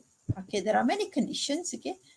There are also conditions accepted with minor, accepted with major, or accepted in its current form. Maksudnya tak ada changes apa-apa. Paper tu memang dah bagus. Semua dah betul. Tak ada spelling mistake. Tak ada apa-apa mistake. Accepted in its current form. And sometimes you will be given 2 weeks to 3 months to make amendments. And then after you make amendments, okay, before publish, kita ada copyright agreement and also publish. Publish ni pula, we have to follow turn lah. Maksudnya, kita dah ada queue panjang. So paper you accepted. Lepas tu you keep arguing, keep asking, bila paper I nak publish dah accepted lama dah. Yes. Per issue we publish 10 for example. Dalam Scopus, kita tak boleh terus-terus increase. Bulan ni 10. Dapat Scopus terus publish 30. No. That one akan ada issue. Apa kita buat ialah kita akan try to increase. April issue kita publish 10. Okay. And then August issue kita try to publish 12. Okay. And December issue kita cuba publish 14. Okay, nak reach, okay, our desired level is to reach 15 papers per issue. Okay, so kita cuba naik sikit-sikit. Okay, so kalau kadang-kadang paper you already being accepted. Okay, you keep complaining, paper I tak publish, I tak boleh masuk Prisma and so on. So nanti I tak boleh ambil kira. Tidak. Sebenarnya the paper tu kita akan bagi acceptance letter and so on, and even in the system also dia ada waiting for publish tu, dia bagi tempoh 1 tahun kalau sebelum ni lah dalam sistem Prisma. Okay, This is an example. My student's paper, my PhD student punya paper accepted in its current form. Maksudnya tak ada apa-apa changes. Okay, so actually my student prepared the paper from their proposal. Actually the first one yang the second one, paper Nur Farizan ni yang apa tu, supply side of corruption ni, paper ni adalah paper concept paper je. Okay, so the student prepared the paper, submitted to me, and normally I will do amendments first before submission. Apa yang saya buat selalunya, saya akan revamp baliklah the write up. Of course lah student ni kadang-kadang dia main cut paste daripada thesis dia ataupun daripada proposal. So the function of me as corresponding author, okay, the student will be the main author and I will be the corresponding author. So my task is I will make sure that I totally baca balik, buat amendments, do corrections, and olah semula the paper to reach the desired quality. Let's say this journal, I want to send it to Journal of Financial Crime is Q2. So of course lah, walaupun dia concept paper, I have to make sure dia memang a good quality paper, a good quality concept paper, because this journal accept concept paper. Okay, and then I will do English editing, formatting, and then I submitted. Okay, so that is one example. Accepted in current form. So you nampak kat situ dia punya decision. It is a pleasure to accept your manuscript entitled Preliminary Insight on Green Criminology in Malaysia in its current form. Okay, so both my students here, the first one, also my PhD students, I co-supervise the student with Prof. Haslinda, the Dean of Faculty of Accountancy. The second one, I supervise the student and together with Prof. Roshayani as a co-supervisor. Okay, so the next one, rejection. So your paper, you receive the decision of the paper being rejected. Okay, so when we say rejected, there are certain conditions. Rejection by Technical Editorial Review Board or Editor-in-Chief. This is what we call as the desk rejection normally. Okay, and then we have rejection by Editorial Review Board, the double-blind peer review by the reviewers.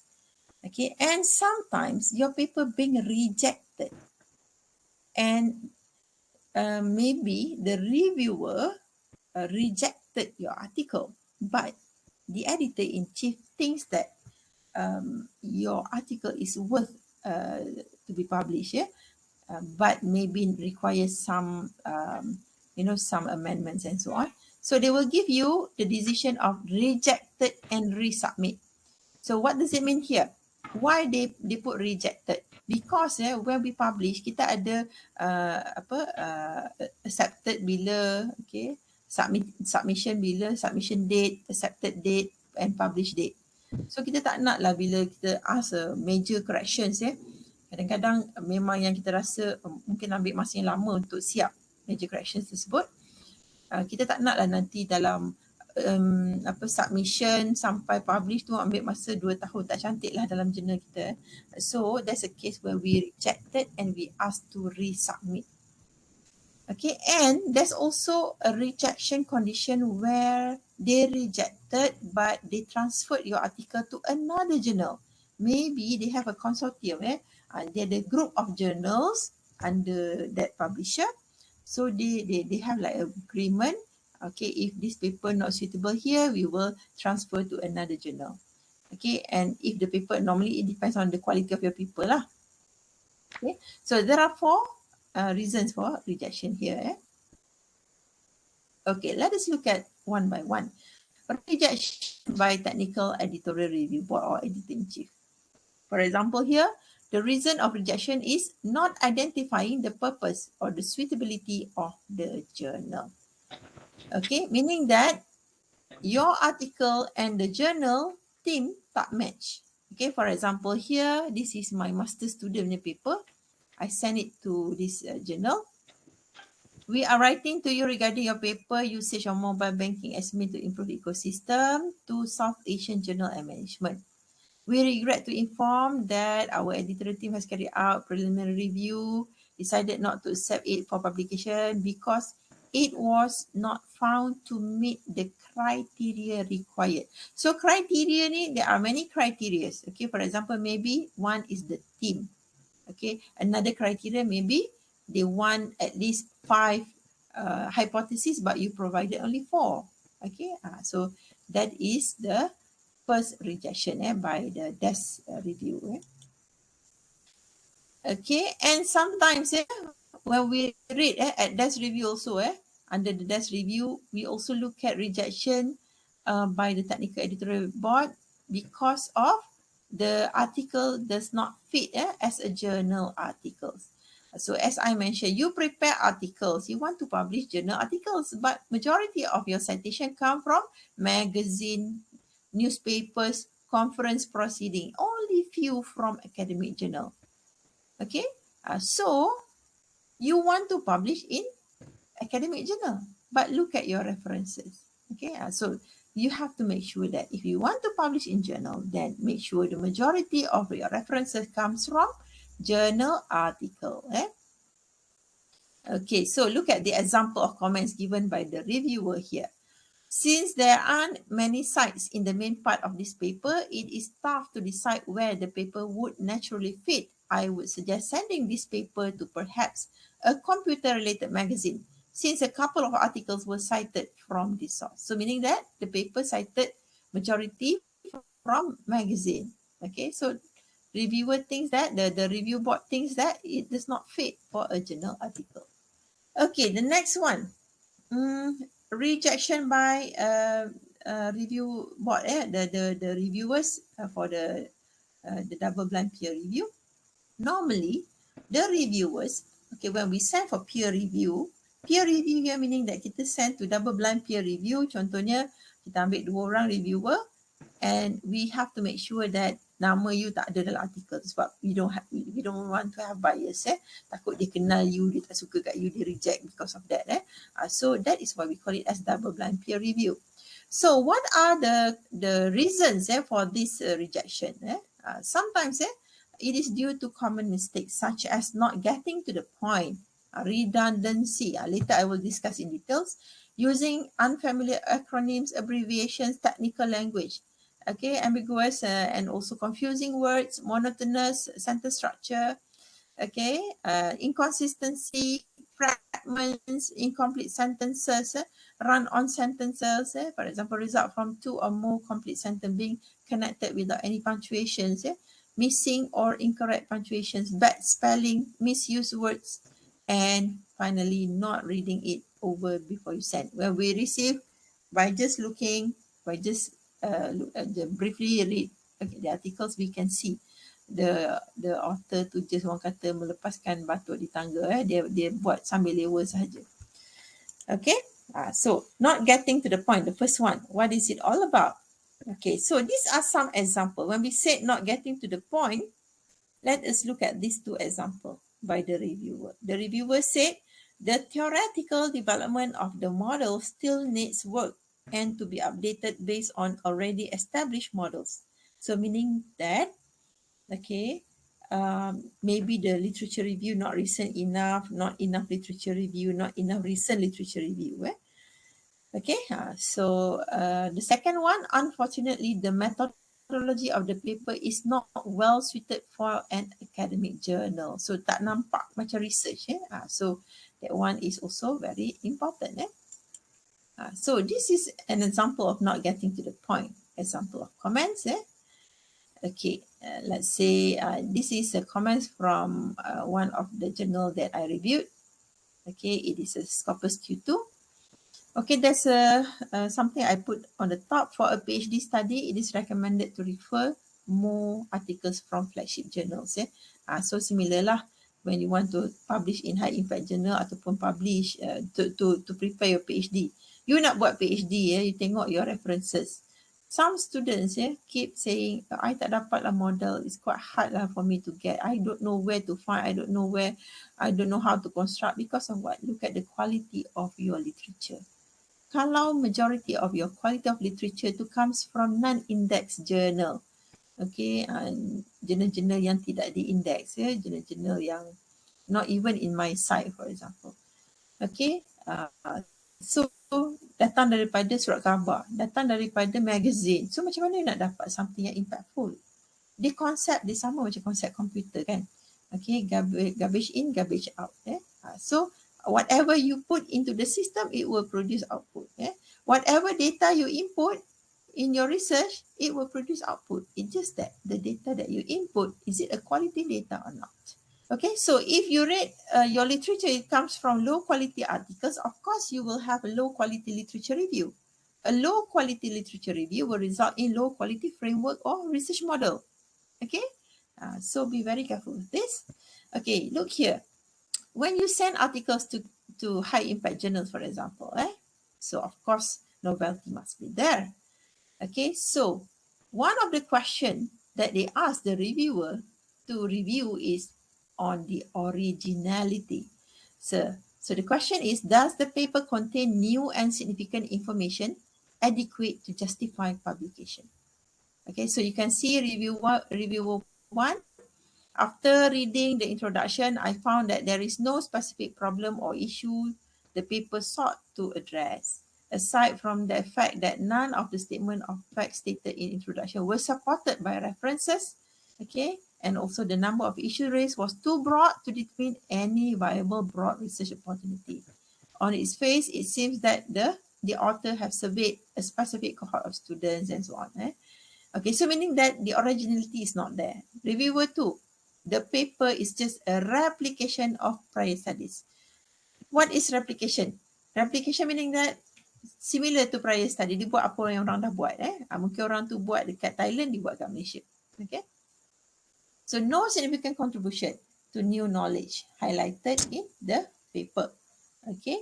And then reviewer 3, the paper does not really reflect the title, that is student attitude towards business ethics. Okay. So I can see here in terms of originality, all 3 reviewers agreed that in terms of originality, it is very low. Okay, redundancy. Okay, redundancy in your write-ups. Sometimes when you prepare, let's say you are doing articles, you want to submit articles to a journal that related to corporate governance. Okay,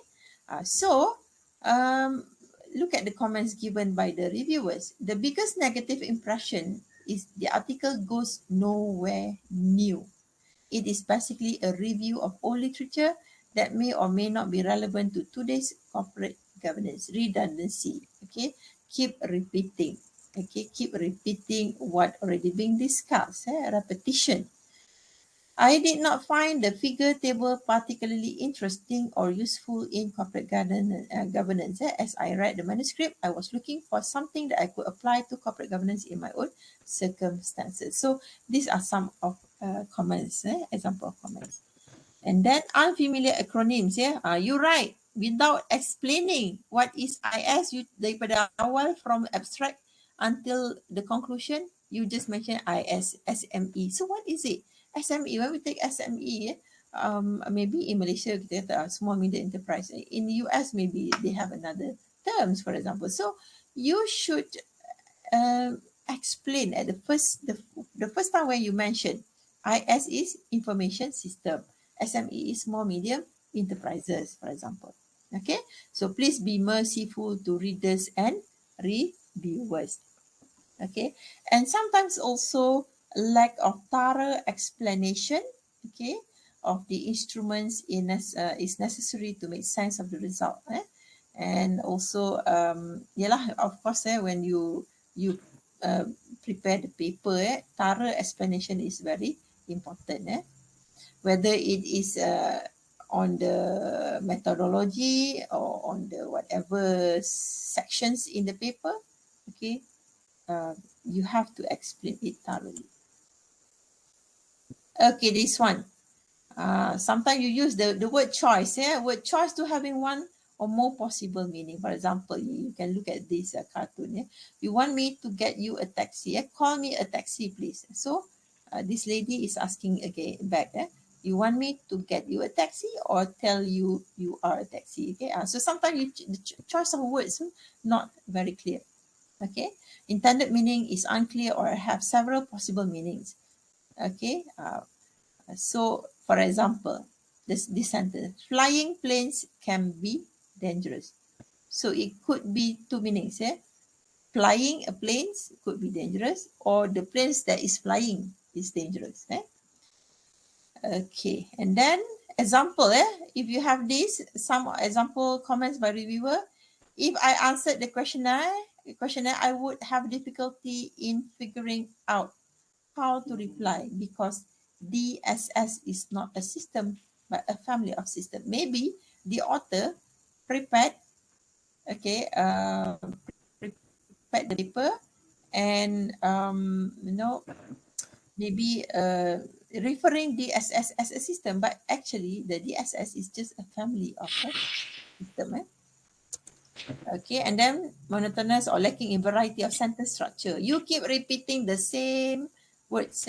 The current study daripada abstract sampailah conclusion. Okay, keep repeating current study. Okay, so please, choice of words. That's why if you use a Grammarly, for example, they will try to try to give you suggestions on to change.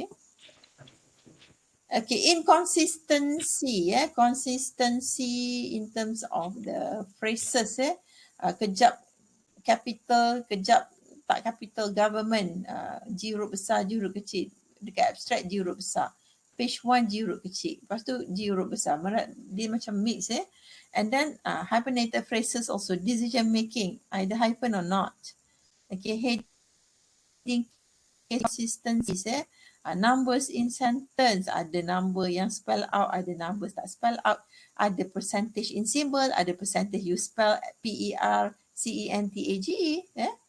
and then sometimes the bullet, ada bullet, okay, macam-macam jenis bullet, ada yang the list and bullet punctuations and so on that you use, you have to make it consistent. Ada yang page pertama bullet dia gambar bulat, ada page kedua bullet dia gambar kotak, page ketiga bullet dia gambar arrow, so consistency must be there. And then table, figure, okay, graphic one being followed by another called image one. Okay, so atas you tulis graphic one, figure one, tiba-tiba the next one dah graphic, dah tukar jadi graphic, tukar jadi image. So be consistent. Spelling, okay, you need to also choose US UK spelling, for example. Okay, don't mix. Okay, punctuations in tables, some entries in a column being followed by a full stop, but others having no punctuations at all. Capitalization in tables, tak sama, tak standardized. Table pun ada font 8, ada font 10, okay, ada font 7. Okay, hyphenation or compound modifiers, ini lebih pada English lah, okay, entire being followed by and hyphen or not, for example. So you can go to this link, okay, intelligent editing, to get some information on this. And then also your write-ups consist of fragments. What is fragments? Fragments is actually incomplete sentences. Okay, usually fragments are pieces of sentences that have become disconnected from the main. For example, you have a sentence, because of the rain, full stop. So what? Okay, that is incomplete. So because of the rain, okay, there are many accidents. It should be like that. You cannot just write, because the word because, when you say because, that must be something they imply. And you also have run-on sentences, also known as few sentences. It occurs when two complete sentences are squashed together. Okay, you compress everything in one sentence. For example, I love to write papers. I would write one every day without any full stop. Okay, and then punctuations, capital letter, full stop, question mark, comma, also very important. When to use comma, for example, common mistakes that. Okay, and then again some other examples, So kadang-kadang because of that, when you formulate your hypothesis, for example, it's also not clear. Given here example, the hypothesis, not clearly stated. There is a relationship between level of computerization user involvement and MIS performance. So the issue here is computerization user involvement. What do you mean here? Okay, and also in this hypothesis statement, the issue is you have two IVs in one hypothesis. Okay, so you want to test hypothesis, but you have two independent variable in hypothesis. Okay, so kalau satu dapat signifikan, satu tak signifikan, you nak cakap apa? You nak reject ke? Do not reject the hypothesis. Okay, for example, here you have two IVs, level of computerization and also user involvement. So actually that would be two different variables. Regress towards one DV. And then also in this one, you said there is a relationship. Okay, but if you ask statistician would prefer if you include the word there is a significant relationship.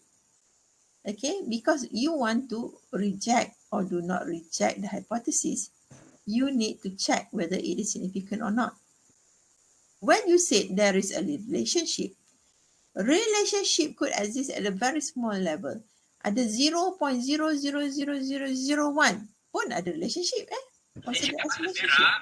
Memang dia dari Perak, tapi dah lama saya tak cakap Perak. Okey, saya cuba Okay. Komen mana you? Nak dengar teman cakap Perak ni apa pasal? Teman apa ke ni? Siapa yang tak mute? Serta mohon mute-kan mic anda. Kayunya memang terliur. Ada cuba komen. Okay, so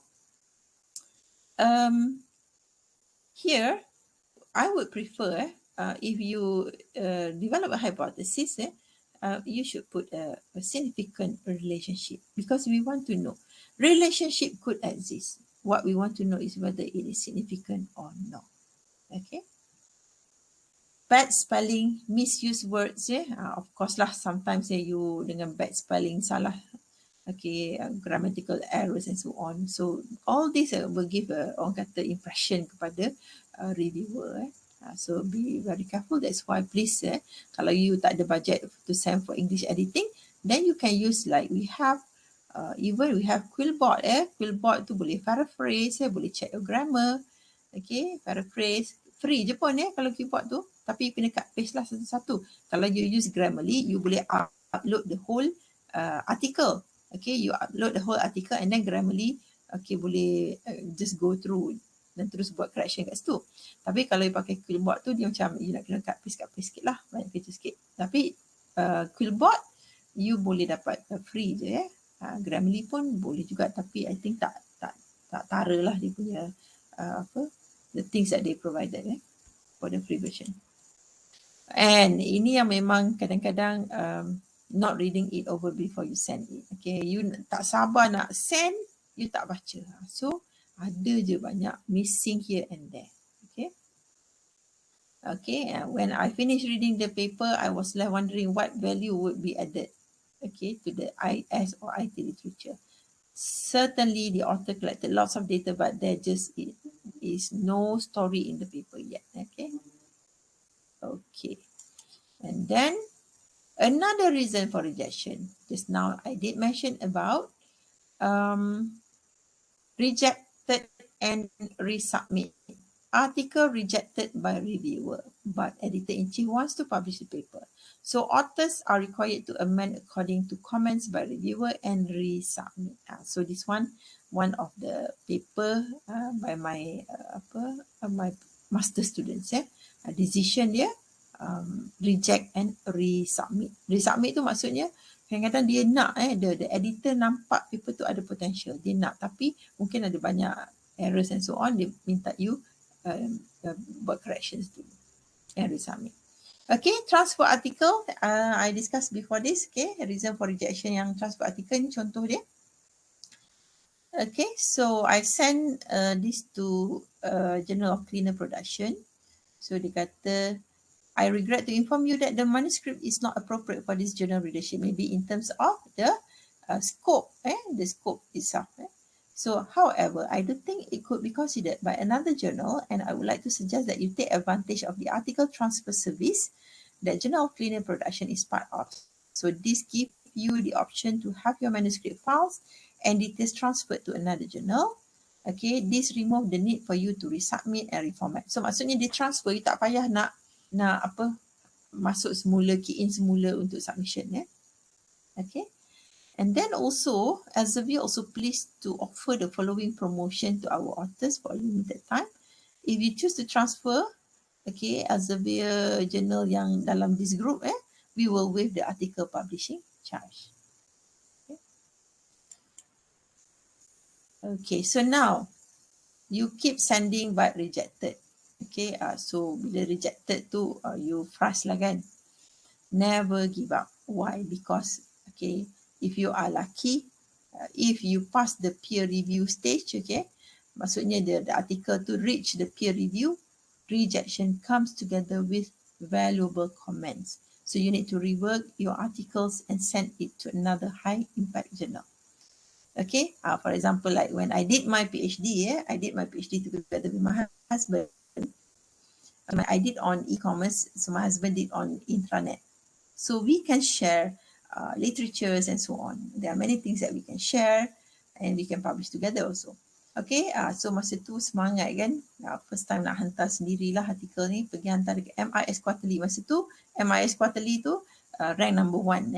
So dapat apa? Dapat berapa belas pages 11 ke 13 pages comments Dah lah dia punya tukang komen tu pun memang the well known people lah.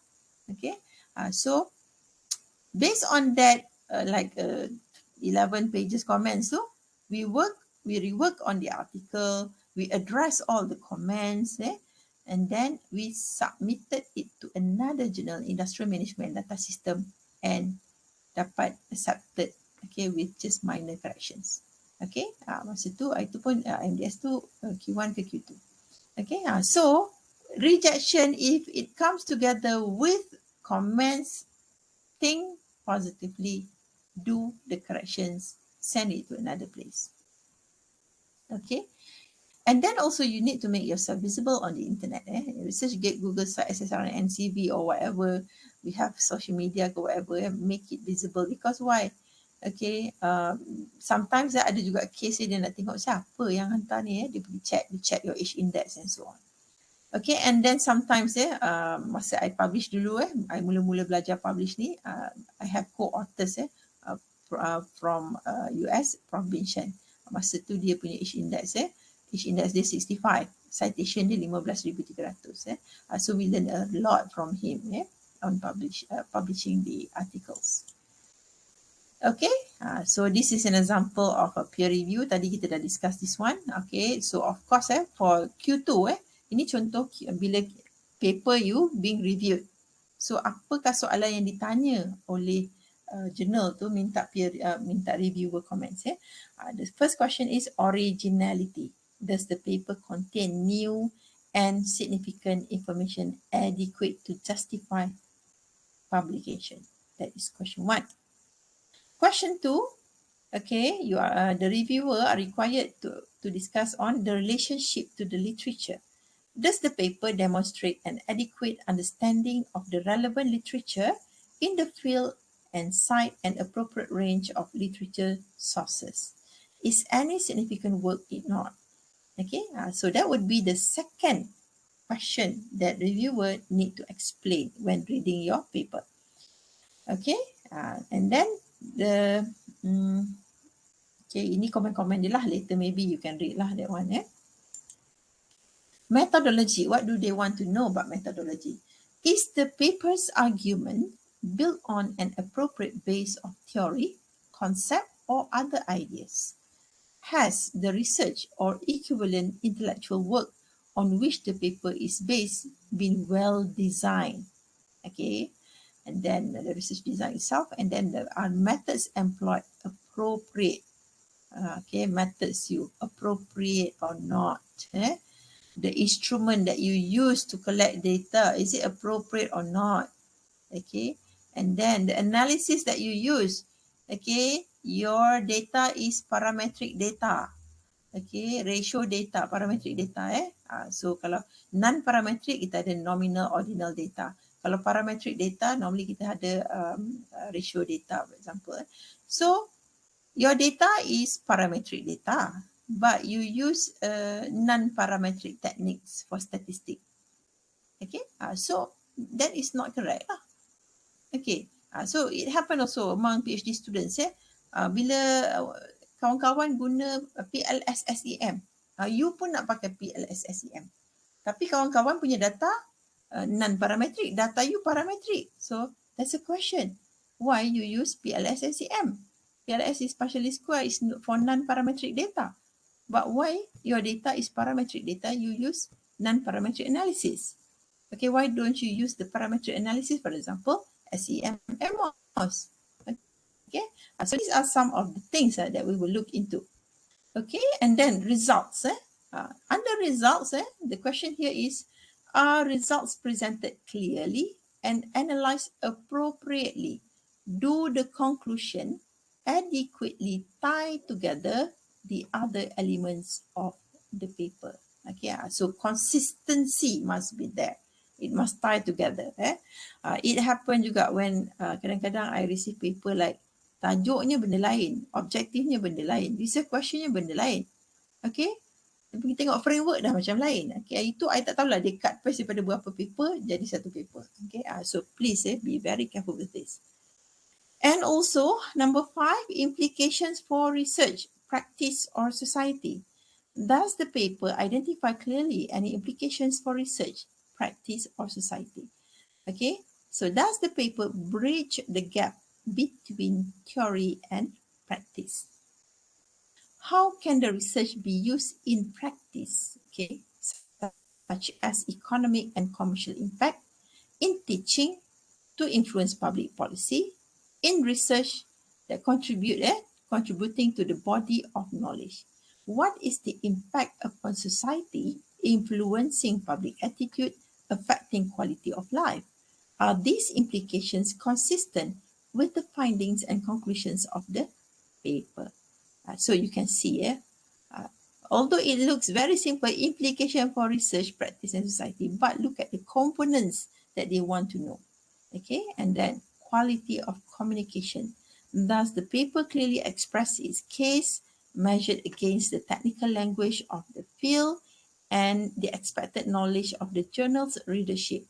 Has attention been paid to the clarity of expressions and readability, such as sentence structure, jargon use, acronyms, and so on? This is more on the quality of communications. So sometimes by reading to whether the reader to clearly understand, it's easy for them to understand or not. Okay, let's say you are at novice level. Okay, you baru nak belajar publish lah contoh or you are targeting like maybe previously you just publish in non-index. Now you want to publish in index. You want to try ERA. You want to try Scopus and ISI. Okay, you don't know where to get help. Okay, Emerald also provide a service here. We call it as a peer with expert. Okay, so if you go to peerwith.com, okay, you can search for services. Okay, it's not that they will prepare for you. No, this is different. This is more on coaching. Okay, let's say you want to prepare a paper, maybe you start in terms of statistical analysis. You want to find a coach for this. So normally, okay, because I'm part of it, I was invited by Emerald last time, long time ago, I think about 2016, good. Okay, to be one of their peer with the expert. Okay, so these are the services provided by Emerald. Language editing, okay, manuscript writing support, journal guidance, translation services, manuscript review. Okay, maybe you give to them your manuscript, they will review and give their opinion on that. And also statistical and data analysis. Okay, so how to select, how to search, you can just go to the select an expert punya page. Okay, kalau you know their name, then you can type lah. But if you don't know their name, you can just choose a subject or category. Yeah? Maybe you want to find expert on quantitative analysis or qualitative analysis. You just search, and then they will list down the potential person that can help you. Okay, and for that particular person, okay, you can view their profile, because of course they will list a long list. So maybe you can view lah the profile. Then you choose. Okay, for example, this is my profile in Emerald Peer with Expert. Okay, so normally we will give a brief biodata. Okay, in this profile. For example, here I put it as like, of course, I included my H index. Google Scholars Corpus H index, and then also my PhD, my PhD qualifications was subscribed. So my PhD thesis actually was subscribed by Harvard University, Cambridge, Yale, Columbia, and Duke University. They put it in their library as a reference to their students. Okay, so they purchased my PhD thesis. So of course, all these things is actually something that can build our reputation lah. Okay, so and also maybe can put some area of interest. So how to be the Emerald Peer with? Dulu Emerald Peer with ni dia by invitation, but if now I can see if you are interested, you can also give them your CV. They want to have a look at your CV, and they will investigate, look at your database for Google Scholars, Scopus and so on, tengok pada paper-paper yang you publish, then they will decide. Okay, so similar with macam reviewer, to be a reviewer, for example, kalau you publish banyak, you publish in high impact publication, for example, you publish dalam SI, you publish dalam Scopus Q1, Q2, normally the publisher tu sendiri akan invite, for example, macam in the Sains, dia nanti aja di in the Sains reviewer. In the Sains ni dia jenis dia, bila jurnal bawah in the Sains ni nak review paper, tak cukup reviewer, dia akan minta pada in the Sains untuk assign the reviewer. So in the Sains akan assign lah yang siapa yang dia dah lantik jadi in the Sains reviewer ni. Macam recently I received 2 papers from high impact journal to review. Okay, so and to be in that database, to be appointed as a reviewer, of course lah, macam in the Sains, they will look at your background, they will look at your H index, they will look at the paper that you publish. Okay, so kadang-kadang because maybe masa tu saya publish banyak dalam in the Sains, so dia dapat tengok lah paper-paper I, and then they invite to be their reviewer, in the Sains reviewer. Okay, and then I think that's all for my presentation. Okay, so we have now is for 13, so I think I open for Q&A session. Kepada para peserta yang ingin bertanyakan soalan terus kepada Dr. Intan Salwani, ataupun mungkin Dr. saya boleh ajukan soalan berdasarkan daripada pertanyaan yang dinyatakan menerusi ruangan chat. Okay. Alright, soalan saya ambil soalan yang paling bawah sekali, yang paling latest sekali. Dia bertanya, Dr. Intan, the language editing manuscript review by Emerald tu, sama ada ianya free ataupun berbayar? Ianya berbayar. Dia macam ni dia Emerald Peer with tu, dia akan bila kata you katalah you berkenal lah, you nampak kan, contohnya lah you nampak I punya profile kat situ, you rasa I nak dapat lah Dr. Intan punya servis okay, you akan klik, you akan request daripada Emerald Peer with tu. So Emerald Peer with ni dia akan matchkan, dia akan temukan you dengan that reviewer lah, bukan reviewer lah, the person tu, okay, the experts. Okay, and then they will have like macam suggested price, there will be a negotiation juga. Okay, macam I pernah lah dulu kan, ada dah few years back lah, orang nak minta review pasal nak minta tolong on preparing a paper. Okay, so dia akan dia akan bagi suggested things lah. Dia tengok juga you punya request macam mana. Maksudnya kalau you request you memang nak publish, nak paper you level quality high impact publication. Okay, so kita kena tengoklah juga quality paper you sekarang macam mana. Kalau quality paper you pun memang teruk, nampak macam banyak kerja nak kena buat kan. The price tu dia adalah level-level dia. Tapi macam yang tu adalah negotiation you dengan the apa peer with punya expert, tu. Tapi macam we all the expert ni, dia dah bagi dah okay, for one job dia bagi you dapat $50 contohnya. Okay, so dia adalah dia punya negotiation and so on dengan apa the prospect clients tu. Okay. Alright. Okay, soalan seterusnya Doktor. Soalan yang antara yang terawal tadi, can paper that analyze secondary data, contoh seperti menggunakan statistic of industry performance, can be accepted in high impact journal? Yes, of course. Because you have to understand dalam research, you pakai secondary data, dia sebenarnya research ni dia luas kan. Apa yang saya tunjuk contoh di sini ialah contoh saya punya data saya ialah primary data menggunakan instrument, my research instrument, most of it is questionnaire survey. Tapi macam my student tadi yang dapat rebuff Q1 tadi tu kan, jurnal yang Q1 tu, dia kualitatif ya, dia doing qualitative study. Okay, so dia buat analysis using NVivo and so on. And then yang student I yang dia punya concept paper dapat Q2 tu, my PhD student, yang itu dia menggunakan content analysis. Okay, so you nampak tak, sebenarnya bukan kata nak dapat Q1 apa high impact nak kena buat questionnaire survey. No, tidak. Setiap research tu kita ada disiplin masing-masing kan. Jadi sebab itulah jurnal tu, kalau you hantar pada jurnal tu, you kena tengok, kena baca dia punya manuscript guidelines dia. Contohnya nama jurnal pun research for qualitative study. Nama jurnal tu pun dah kualitatif. You hantar paper kuantitatif, mestilah rejected. Okay, so sebab tu bagi saya, kalau you ada intention to submit, you dah ada paper, you dah tahu tajuk paper you tu, your task is to find the journal that best match your paper.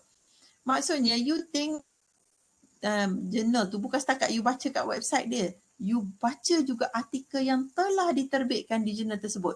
Bila you baca kat situ, you cuba je lah tiru. Bukanlah tiru kata you cut and paste, you copycat. You tengok cara menulis dia macam mana, ayat-ayat yang digunakan untuk abstract macam mana. Okay, itu adalah kaedah yang terbaik lah. Okay, you need to read the requirements and also look at the papers that already being published in the journal.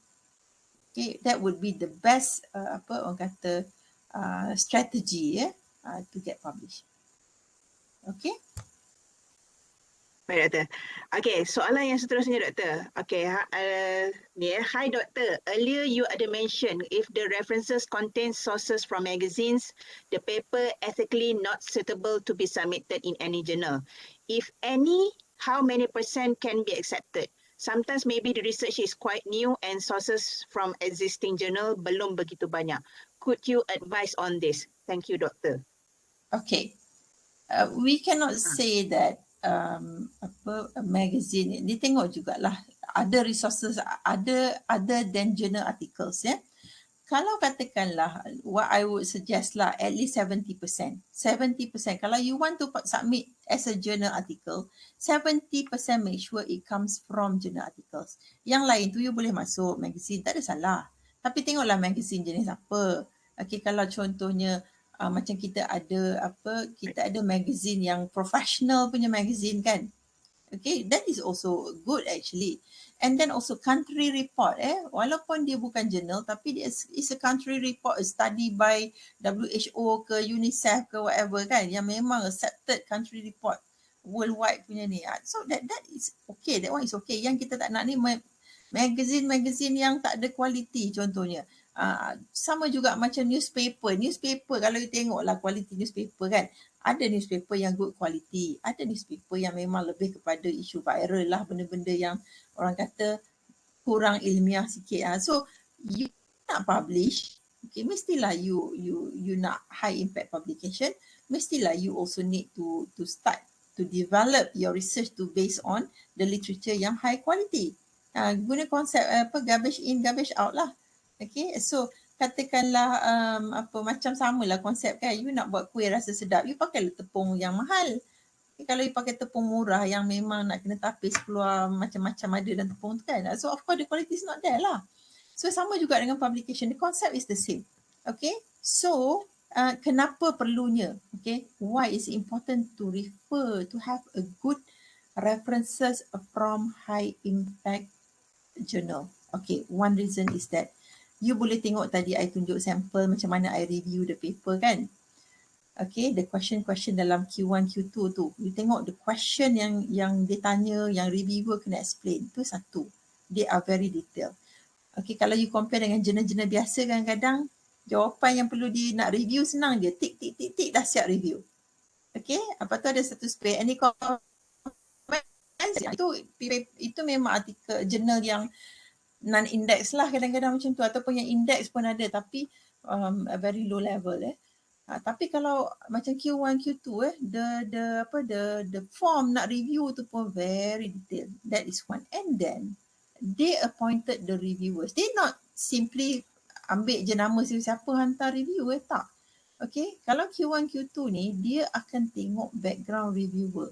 Okay, sebab tu dia akan dapatkan reviewer daripada in the Sains, daripada memang established reviewers. So established reviewers ni apa yang dikatakan established reviewers? Kalau kita tengok reviewers tu sendiri, mereka adalah orang yang mempunyai age index yang tinggi. Contohnya age index Scopus ya. Kalau boleh tu dia akan cari reviewer dengan age index Scopus lebih daripada 5 kalau social science. Kalau science tu lebih daripada 10 contohnya. Okay, so dari situ bila kita tengok age index tu, kita tengok juga adakah nama orang tu asyik nombor 4 aja kan? Ada juga yang orang kata bonceng gratis, betul tak? Artikel sampai 70, 80 tapi semua nama nombor 4. Tak ada satu pun nama corresponding author, tak ada nama main author. So memang kita tahulah mungkin kadang-kadang dia tu bos. Kadang-kadang bos tu tak minta pun tapi yang staff-staff kat bawah ni nak bodek bos, bos tak tahu apa-apa, letak nama bos last sekali kan. So kena tengok jugalah benda-benda tu. So normally all these high impact journals ni dia akan tengok background reviewers itu. Okay, dia nak lantik reviewer, dia tengok background, dia akan tengok publications, dia tengok maybe kadang-kadang dia request CV macam ada macam dia ada journal of accounting perspective lepas tu dia ada sekali tu dia hantar kat saya, dia minta CV sebab saya pernah publish kat situ. Lepas tu dia minta CV. Lepas saya bagi CV, dia cakap doktor, kami appoint doktor masuk dalam kami punya editorial review board. So at any time bila dia nak ambil saya jadi reviewer, dia akan panggil. Okay, so that is how lah. Sama juga macam Mar pun kita tak main ambil je reviewer. Kita akan tengok juga. Kita akan cari reviewer. Contohnya when we want to assign reviewer, first we will look at the reviewer's background. Mesti kena dengan tema artikel tu. Maksudnya kalau artikel tu buat pasal apa, kita carilah dia buat corporate governance. Kita carilah orang corporate governance untuk review. Dan kalau katakanlah dia buat corporate governance juga, okay, lepas tu dia pakai kuantitatif tapi reviewer tu kualitatif. So kita cuba cari juga another reviewer yang background dia yang sama dengan method. Ada kuantitatif ke kualitatif. Okay, so that is how we assign reviewers. That is why managing a journal is not an easy task.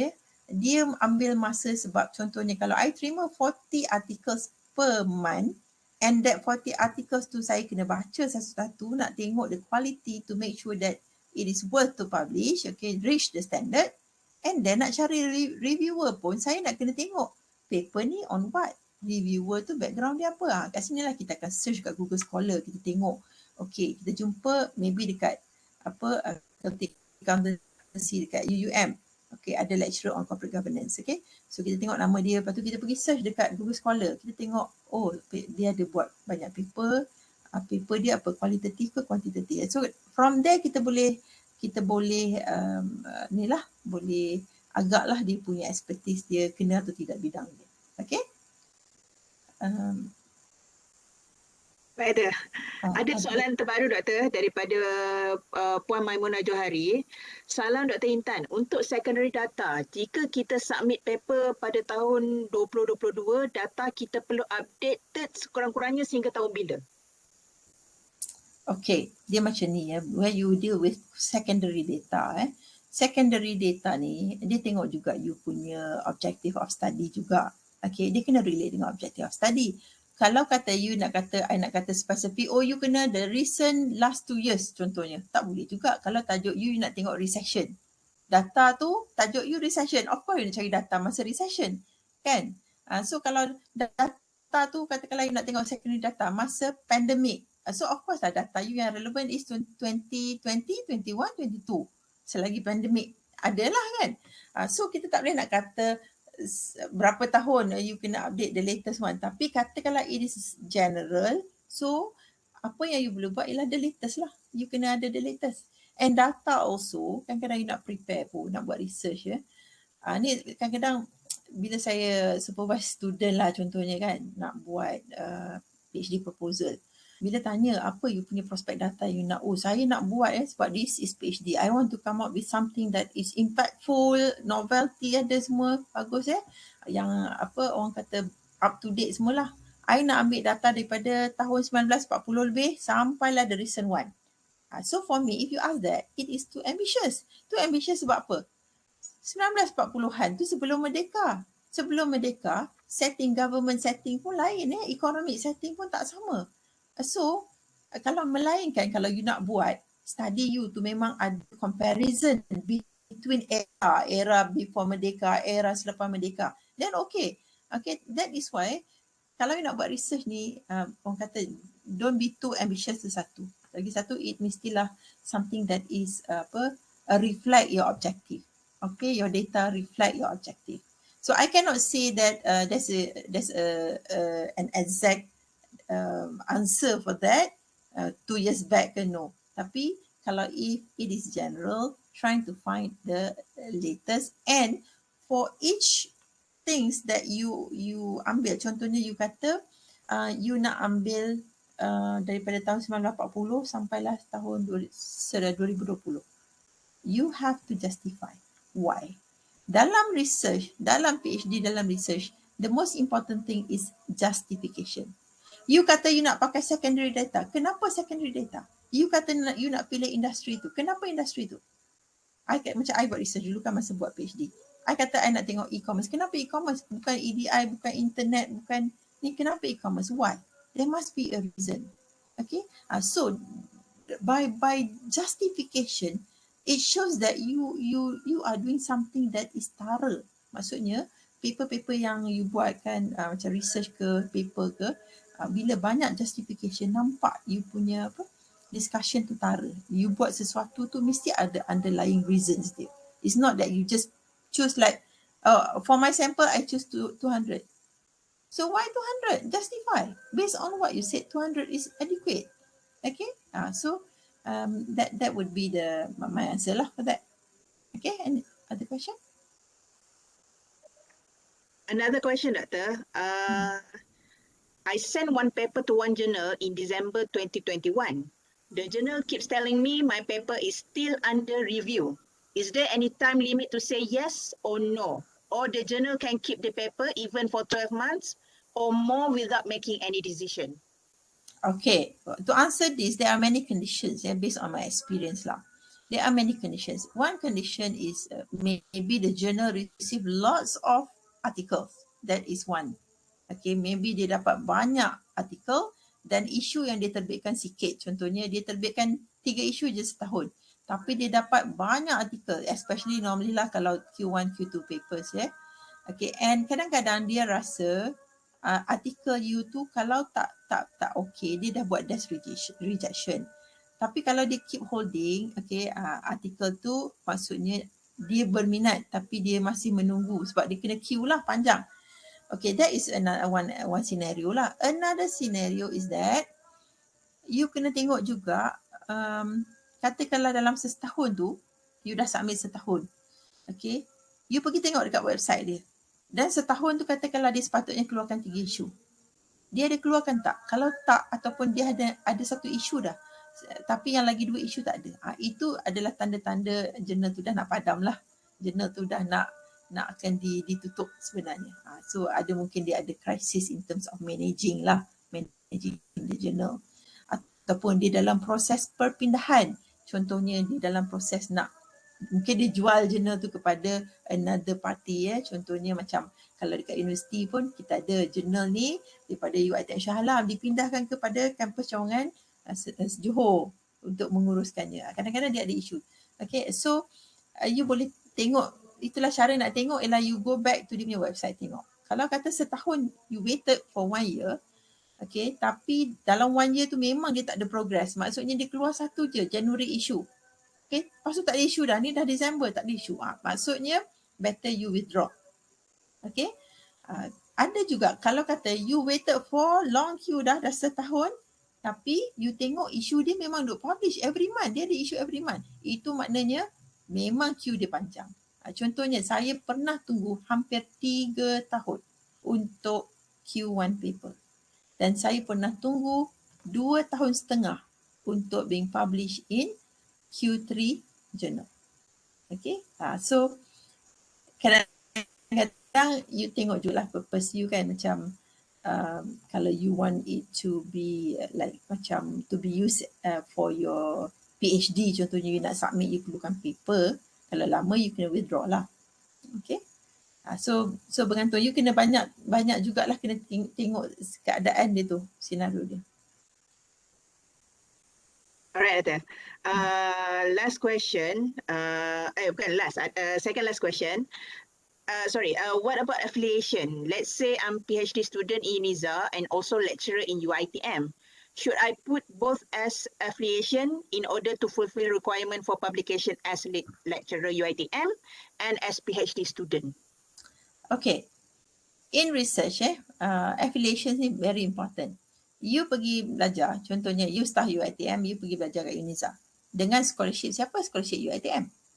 Okay, tapi memanglah you buat dekat UNIZA dengan supervisor pada UNIZA. Tapi dua-dua ada contribution, right? So affiliation, you masukkan dua-dua. Semua yang contribute to you.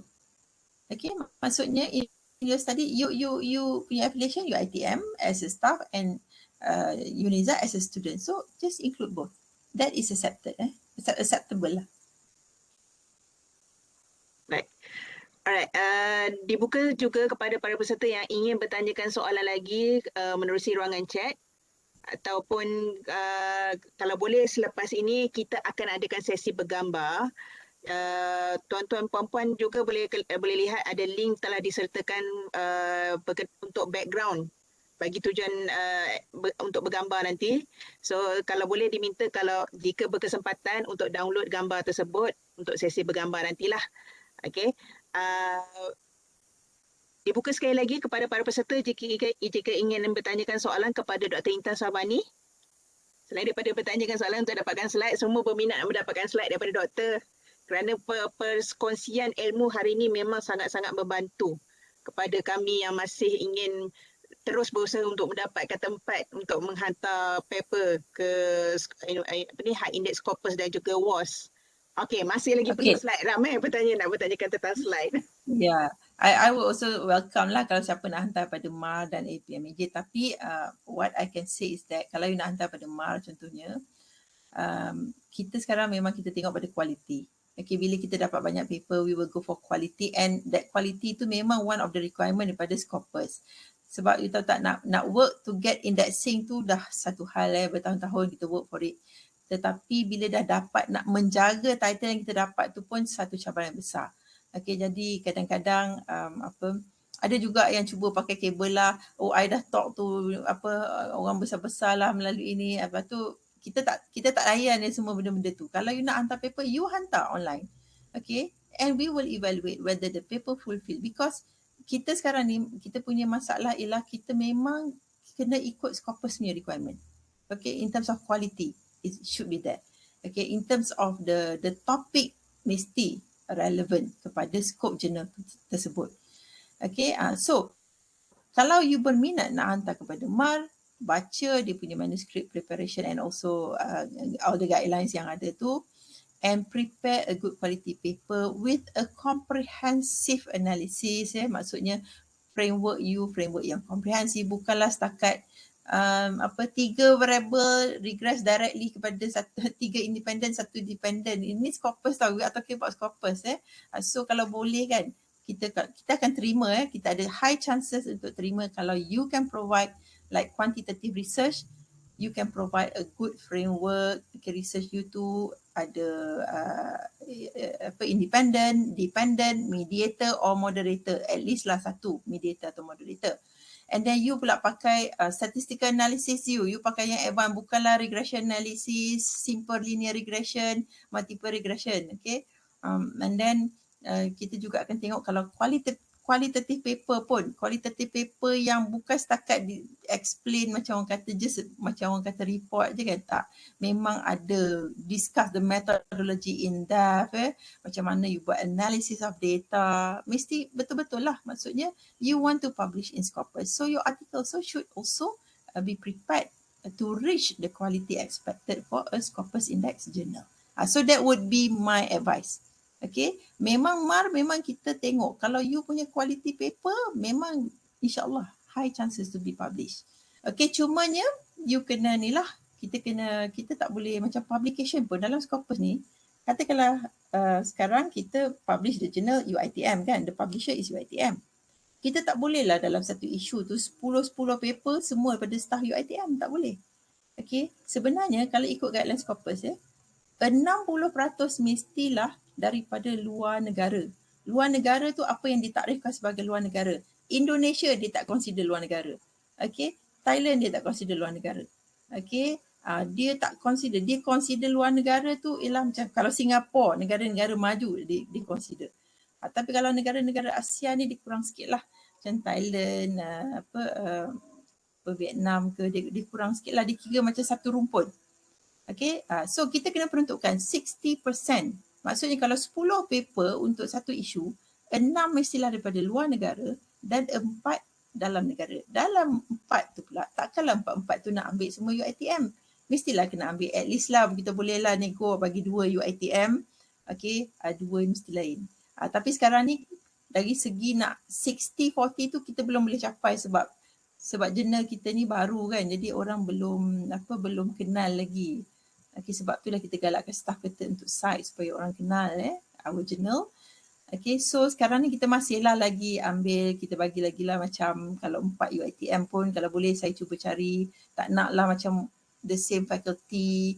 Okay, kita try juga cari varieties daripada kampus induk, kampus cawangan, kita nak lain lah sikit, and then kita juga open for RU daripada kalau paper-paper daripada RU yang good quality daripada universiti lain. So these are the things that nak tak nak memang kami kena follow. Sebab saya tahu, saya mungkin ada juga antara staff-staff UiTM Melaka yang submitted to MAR, saya reject, ada juga pegang jurnal ni stress juga tau sebenarnya, stress dari segi macam itulah, kadang-kadang orang tak boleh terima rejection. Okay, so bila dia paper kena reject tu, dia dah question. I dah tengok paper I bagus lagi daripada paper yang dah publish sebelum ni. So these are the things lah, itu dia punya judgement kan.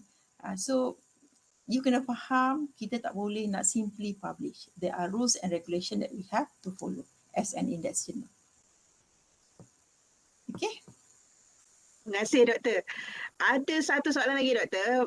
Ni mungkin nak bertanyakan tentang tips dari segi aspek sebagai seorang penulis dan juga sebagai seorang researcher. Dia tanya bagaimana Dr. Intan dapat membahagi masa antara membuat research dan menulis paper.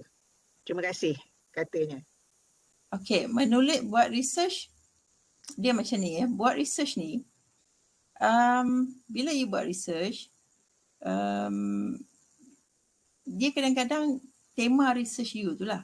Tema research macam saya banyak macam clusterkan saya punya research tu dan bidang apa.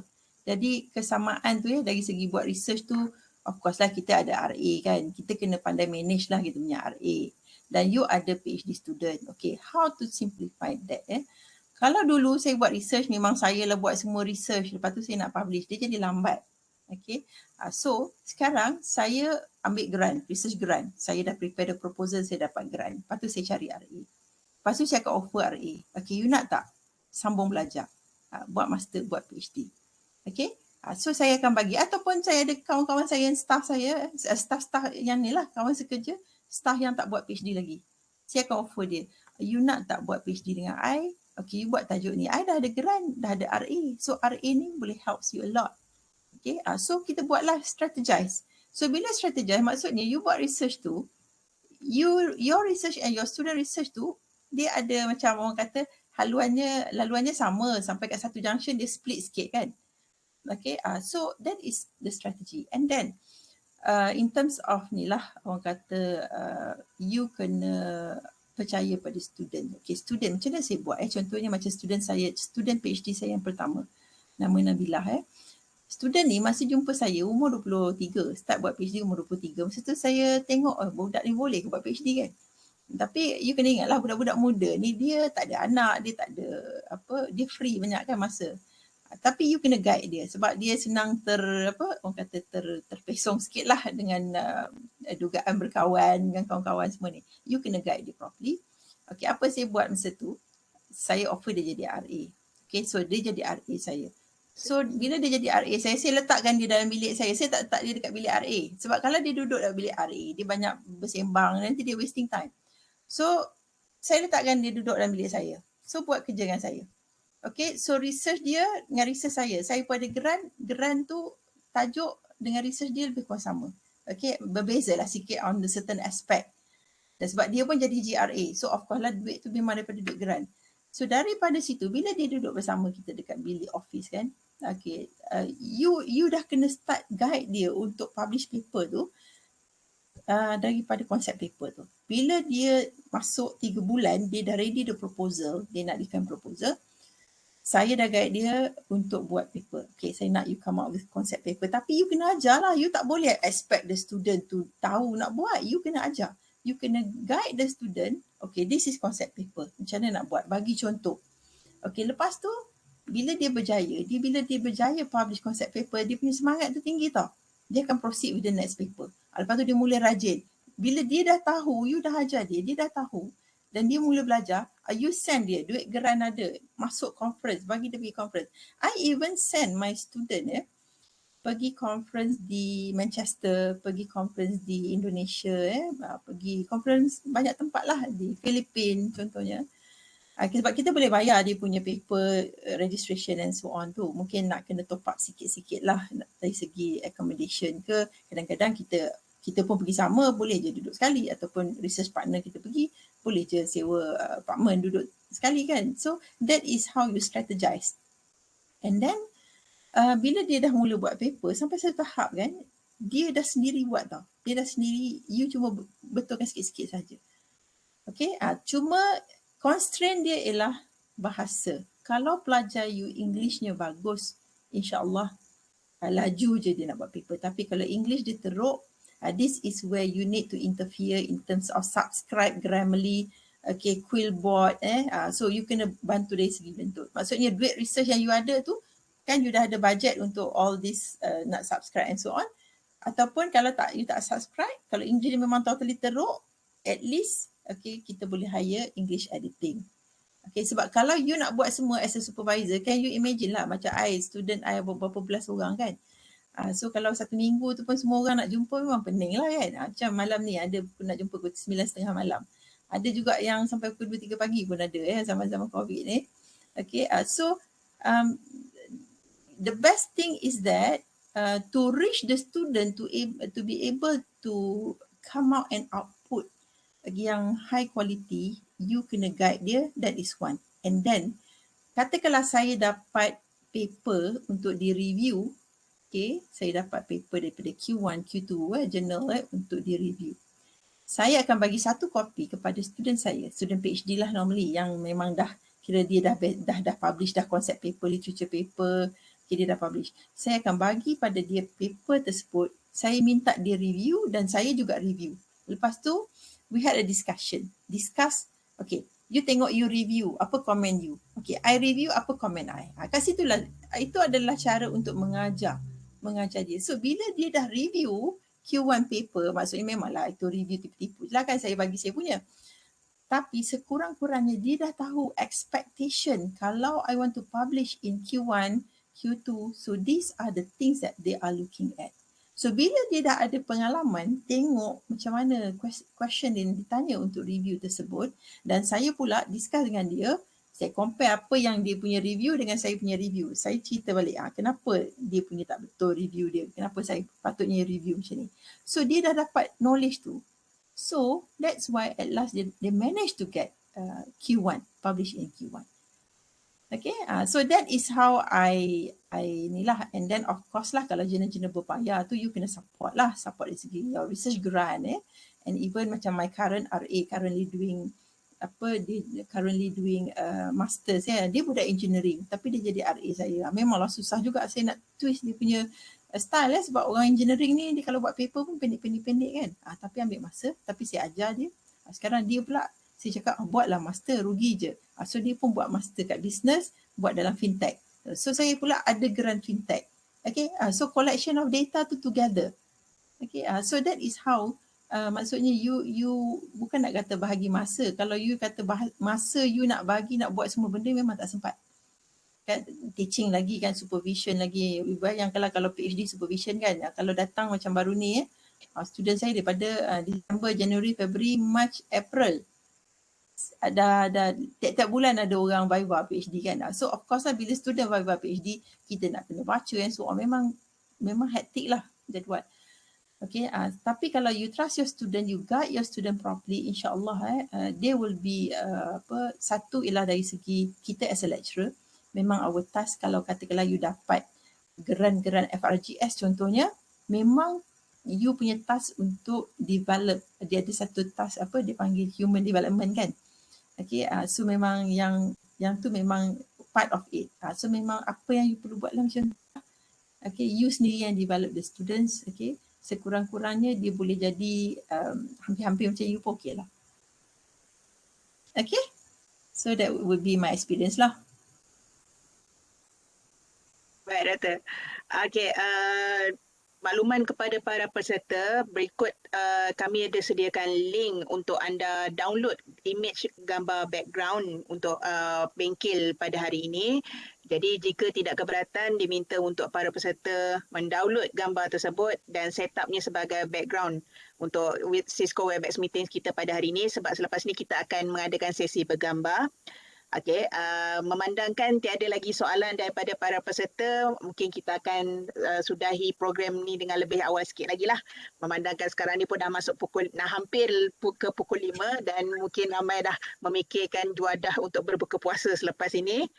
Okey, diminta kepada semua para peserta jika boleh untuk buka kamera masing-masing untuk kita adakan sesi bergambar. Pihak host akan mengambil gambar ke? Ke saya sebagai MC yang akan ambil gambar? Macam mana? Cik Fas boleh ambil gambar tak? Saya punya kamera ada problem sikit. Dia ada masalah untuk capture screen grab tu, dia ada masalah sikit. Minta host boleh tolong ambilkan, Puan Encik Syahidan boleh tolong ambilkan? Boleh ke?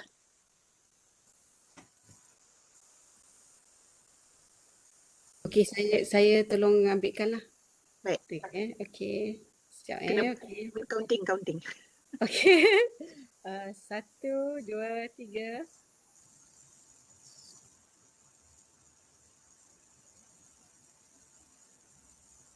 Okay, sekali lagi dia slow sikit lah. Tak semua gambar dia ada. Okey, sekejap Sekali. Okey. 1, 2, 3.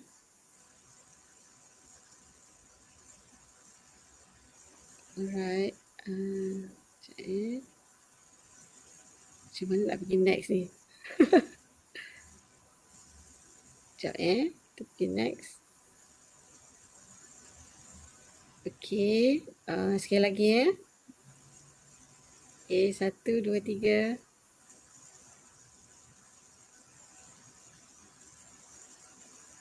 Alright, sekejap. Saya ambil yang on video je, yang tak on video boleh tak kau ambil? Maaf lah, yang keluar image wajah kesayangan hamba saja. Okey, ada satu lagi. Okey, sekejap baru open. Okey, 1, 2, 3. Alright, sekali lagi. Sebab ada yang baru open video ni. Sekejap ya. Okay. Okay. 1, 2, 3. Alright. Terima kasih. Right, terima kasih Puan Ayu. Okay. Okay. Alhamdulillah, terima kasih, ribuan terima kasih kepada Dr. Intan Salwani di atas perkongsian ilmu berkenaan tentang penerbitan jurnal berindeks Scopus WoS era kita pada hari ini. Diharapkan segala soalan, pertanyaan dan juga kriteria-kriteria yang telah dipersembahkan oleh Dr. Intan Salwani dapat menjawab dan membantu kita para ahli akademik untuk lebih bersemangat menghantar penulisan kita ke penerbitan berindeks tinggi inilah. Okey, sebelum kita tamatkan bengkel kita pada hari ini, kita akhiri dengan bacaan doa surah Wal-As. Bismillahirrahmanirrahim.